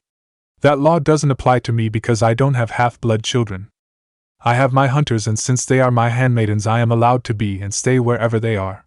They are staying at Camp Half-Blood for the summer, so I will be staying as well. I'm already under enough stress from the current situation as it is, so I don't need you aggravating it for me. Is that clear?" While Dionysus was the god of madness, he was not mad or insane himself. He realized that going against Artemis on this matter would not be good for his health. Dionysus quickly reined in his temper and said, "Fine, if you want your hunters to stay at camp they can. However, they will have to follow camp rules since you're enrolling them for the summer session. That means that Cabinet will have to do all camp activities, their share of the camp upkeep, and be under the camp's disciplinary rules. You'll also have to do something to help run this camp since no adult is allowed to live here without being part of the camp's staff. A wince appeared on Artemis's face as she had forgotten that rule for Camp Half-Blood. She usually just viewed camp as a convenient recruiting ground and refuge for her hunt when things go too dangerous to have them out in the wild. It was only because of her need to get access to Naruto that she had reread the rulebook for the first time in 400 years. However, Artemis wasn't about to let the rules stop her plans. With a firm look in her eye, Artemis said, "That is acceptable, Dionysus. I'll inform Chiron that I will be taking over as the camp's archery instructor for the summer sessions. Now if you'll excuse me, I have other people in camp to see." Artemis then left the big house to let Chiron know about the new situation in camp. Dionysus sighed once Artemis was outside and muttered to himself, "I really hate my life right now. Just 87 years 10 months 13 days 6 hours and 21 minutes until I am out of this damned madhouse." Chapter 10. Naruto and the 24 other students in the archery class walked out on the field, and everyone blinked their eyes in surprise. A 12-year-old auburn-haired girl wearing a silvery outfit was waiting for them instead of Chiron or one of the senior members of the Apollo cabin who occasionally filled in for the old centaur. Annabeth spoke out in surprise, "Lady Artemis?" Artemis nodded her head and then spoke up, "I am glad to see that you remembered me, Annabeth." Artemis looked out at all of her students and rested her eyes on Naruto for a long moment before she continued to speak. "For my own reasons, my hunt, and I will be staying at Camp Half-Blood for the rest of the summer term.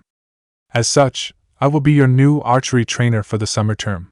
You all will obey my instructions promptly and precisely.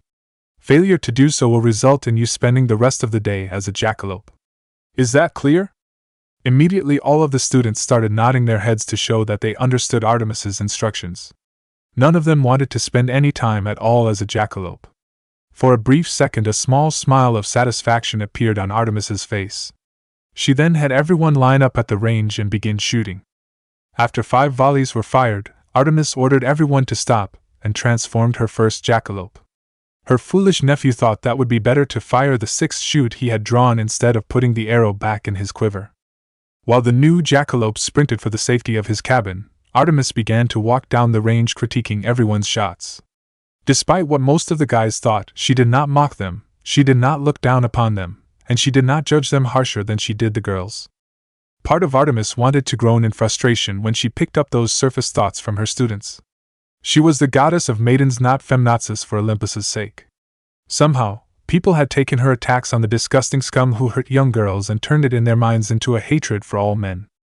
Her normal attitude towards males was a guarded indifference. The hardest student for Artemis to deal with was Naruto. For a beginner, his shoots were quite impressive with a close grouping. It was obvious to her that he had experience with ranged weapons in the past, most likely some sort of throwing knives given how his muscles instinctively moved. She didn't have any complaints with him as a student as he attentively listened to her corrections.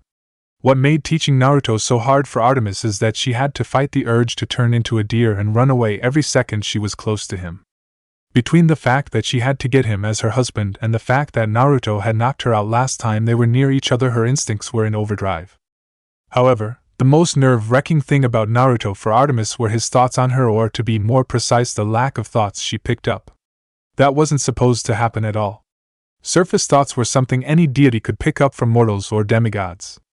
Demigod thoughts were more muted than those of a mortal thanks to the divine blood in their veins, but that was more like the buzzing of a fly compared to the cawing of a parrot.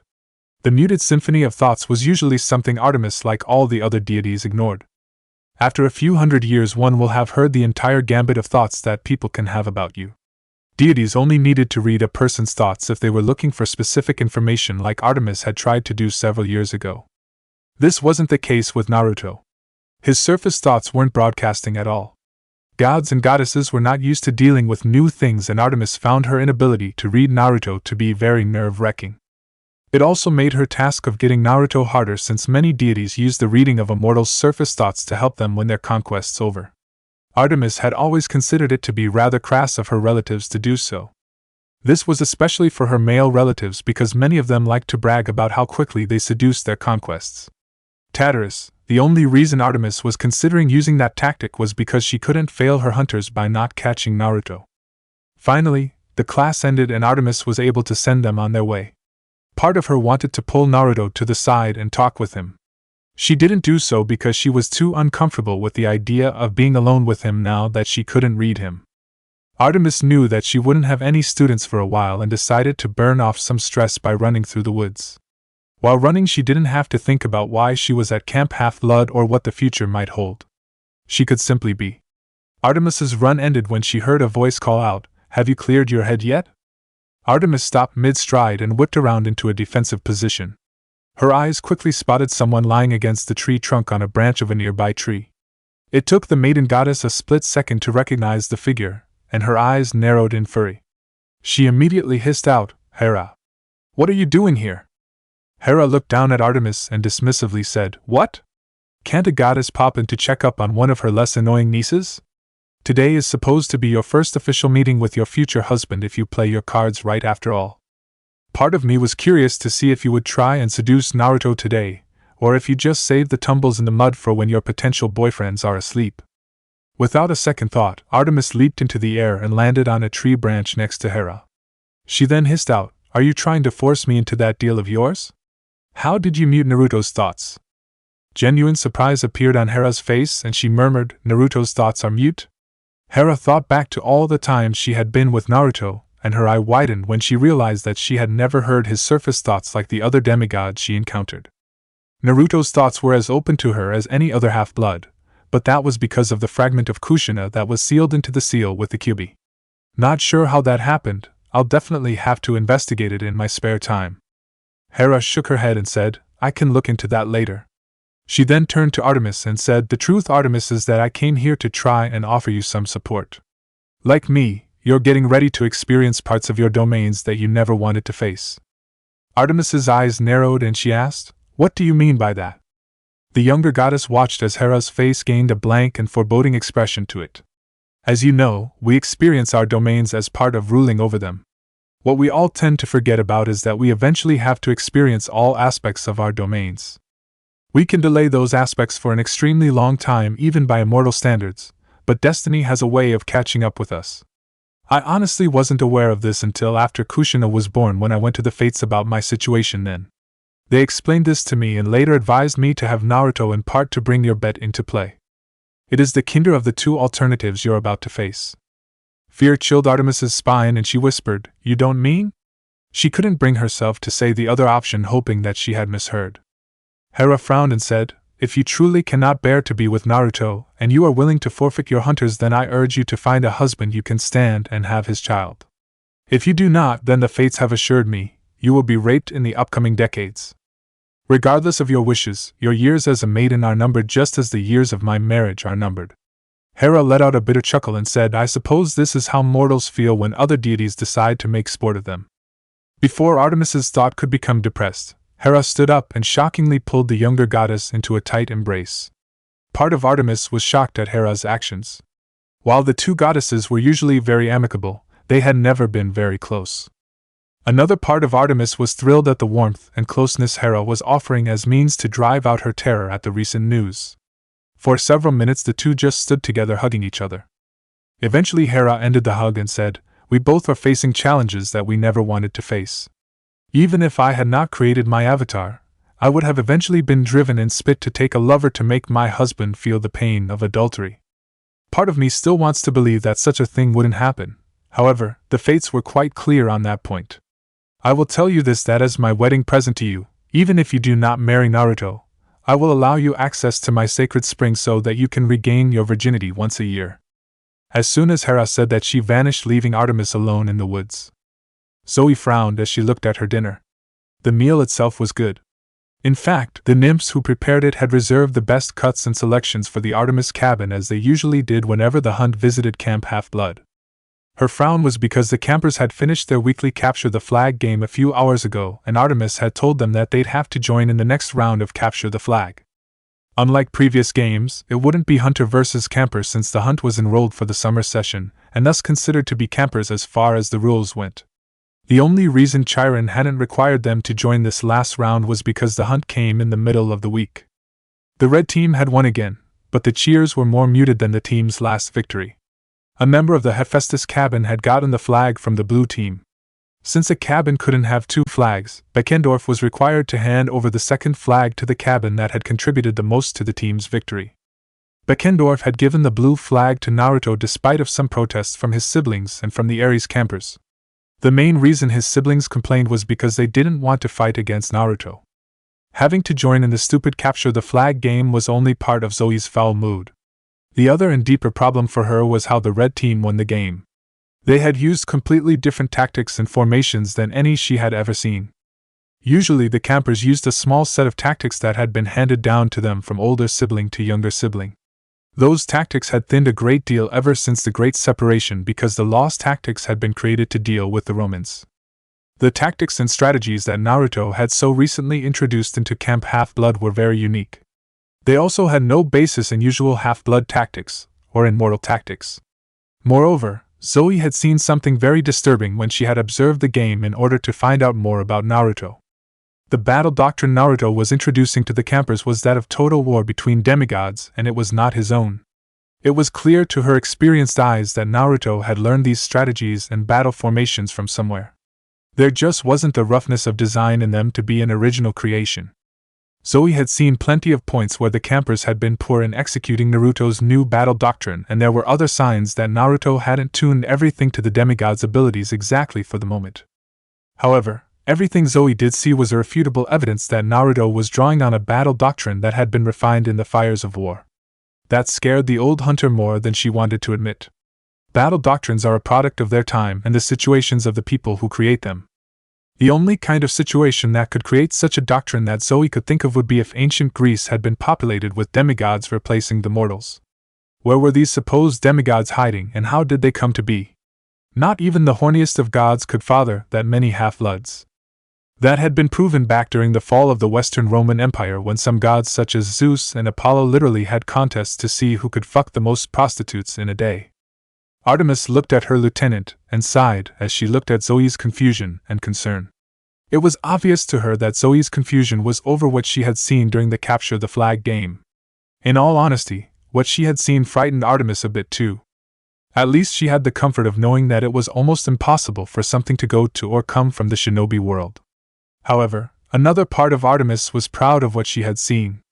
She might not have completely made her peace with having to marry Naruto, but she was at peace with the kind of man he was. He was kind, friendly, determined, loyal, and clever. The goddess turned to Zoe and said, "Why don't you align the hunt against Naruto in the upcoming game? I know that you and the rest of the girls want to challenge Naruto because of what must be. It would offer you all a chance to vent some frustration in a healthy manner.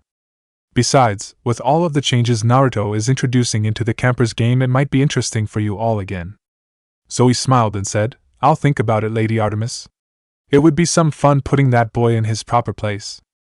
The next week after the third capture the flag game, the hunters walked out of the woods covered in cream pies, hot pink paint, perfume, and mud. Their pride was still in the woods, crying over the humiliating defeat Naruto had just handed them. He had defeated them with just the Apollo, Aphrodite, and Hermes cabins on his side. Just how the hell had the blue team set all of those blasted traps before Chiron started the game? Most of the hunters also wanted to know how Naruto had moved so fast throughout the battlefield. Zoe knew something was fishy about Naruto's appearances all over the battlefield. Trails don't suddenly end with the prey vanishing into thin air, especially when a hunter is hot on the chase and the person just disappears from sight for a second. It also bugged Zoe because some of Naruto's sightings by her hunters were at the same time at different parts of the battlefield. That didn't make any sense to her at all. However, as confused as the hunters were, they had to admit that Naruto had soundly beaten them. The fact that their compatriots on the red team were also decked out in pranked outfits was a small consolation to them. That consolation vanished for the hunters when they saw Artemis walking towards them, and they all lowered their heads in shame. They hadn't lost to a camper in capture the flag since the 1200s. Artemis didn't comment on her hunter's state since she didn't want them to feel more embarrassed than they were already feeling. Instead, Artemis gave Zoe a small nod of recognition and then walked over to the blue team. The more excited members of the team immediately quieted down as they were afraid of earning Artemis's wrath because of the hunter's recent humiliation. Naturally, Naruto was the only one who wasn't worried about Artemis's ire. The hunters had lost the game fair and square, so there should be no problems, right? Unlike the blue team's leader, the other half-bloods were a lot more worried about Artemis's reaction. Sure, she had been friendlier to half-bloods than popular perception had held, but this was the humiliation of something she held dear to her. Deities were not the most understanding of beings when something they liked was attacked or made into a mockery. Goddesses in particular were well noted for wanting to get even. The members of the blue team started to part so that Artemis could walk towards Naruto without breaking her stride. She stopped just a foot in front of young Shinobi and said, "Follow me, Naruto. I want to have a talk with you." Naruto nodded his head and followed after Artemis, oblivious to the worried looks his friends were sending him. The duo quickly walked back into the forest until they came to the same spot that Artemis and Hera had briefly talked to each other less than 2 weeks ago. While Hera had appeared twice more in the camp since then for her weekly visit with Naruto and her half-blood relatives, Artemis had made an effort to avoid Hera during those visits. Artemis leaned against one of the tree trunks and asked, "Why did you set those traps for my hunters?" In response to that question, Naruto folded his arms across his chest and tilted his head in confusion. "What do you mean, Artemis? Haven't traps normally been part of Capture the Flag?" Artemis raised an eyebrow in surprise and then clarified. Traps are common in Capture the Flag, even though they've declined in popularity this past decade or so for the campers. What isn't common is for the traps to be loaded with cream pies, paint buckets, perfume, and other means to humiliate those trapped in the traps. Instantly, Naruto's eyes widened in realization. "I understand now what you're asking about. In all honesty, the reason I had my team set those traps was I didn't see any other way to use legal traps to help my side. With all those years of experience, your hunters have any trap that didn't kill or maim would not have been effective in stopping them. That's especially true since most of the campers don't have the first clue about how to build a decent trap." A look of disbelief appeared on Artemis's face. On the one hand, she was pleased that Naruto recognized her hunter's skill. Far too many half-bloods blamed their defeats at the hunt's hands on their allies' mistakes instead of acknowledging the hunt's superior skill. But on the other hand, she didn't see why Naruto would have to bring in the kinds of attacks he did. "And this lead you to using the kind of traps you did, why?" A fox-like grin appeared on Naruto's face. "It's very simple, Artemis. The amount of skill someone can use in battle is proportional to how level-headed they are in a situation. I wanted to bring the hunter's skills down to a point where they'd be equal to the average skills of my teammates. In order to do that, I had to piss them off to the point that they'd be in a blind rage. Given how quickly they lost their cool, I'd say that my traps achieved their goal. Hope that doesn't offend you, Artemis, but it is just a game." Part of Artemis was offended at what Naruto had done.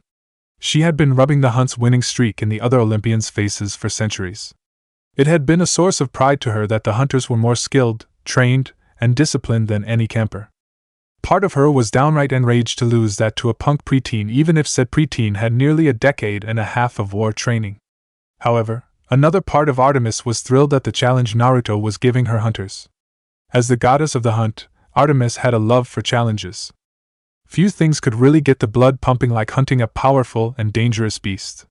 Unfortunately for Artemis, she had already hunted every animal and monster on the earth, so a part of the thrill was lost with her favorite hobby. There simply isn't as much challenge in doing something that you've already done before. She hadn't had a challenge like this since the age of exploration, when whole new continents full of unknown prey were opened for her to hunt.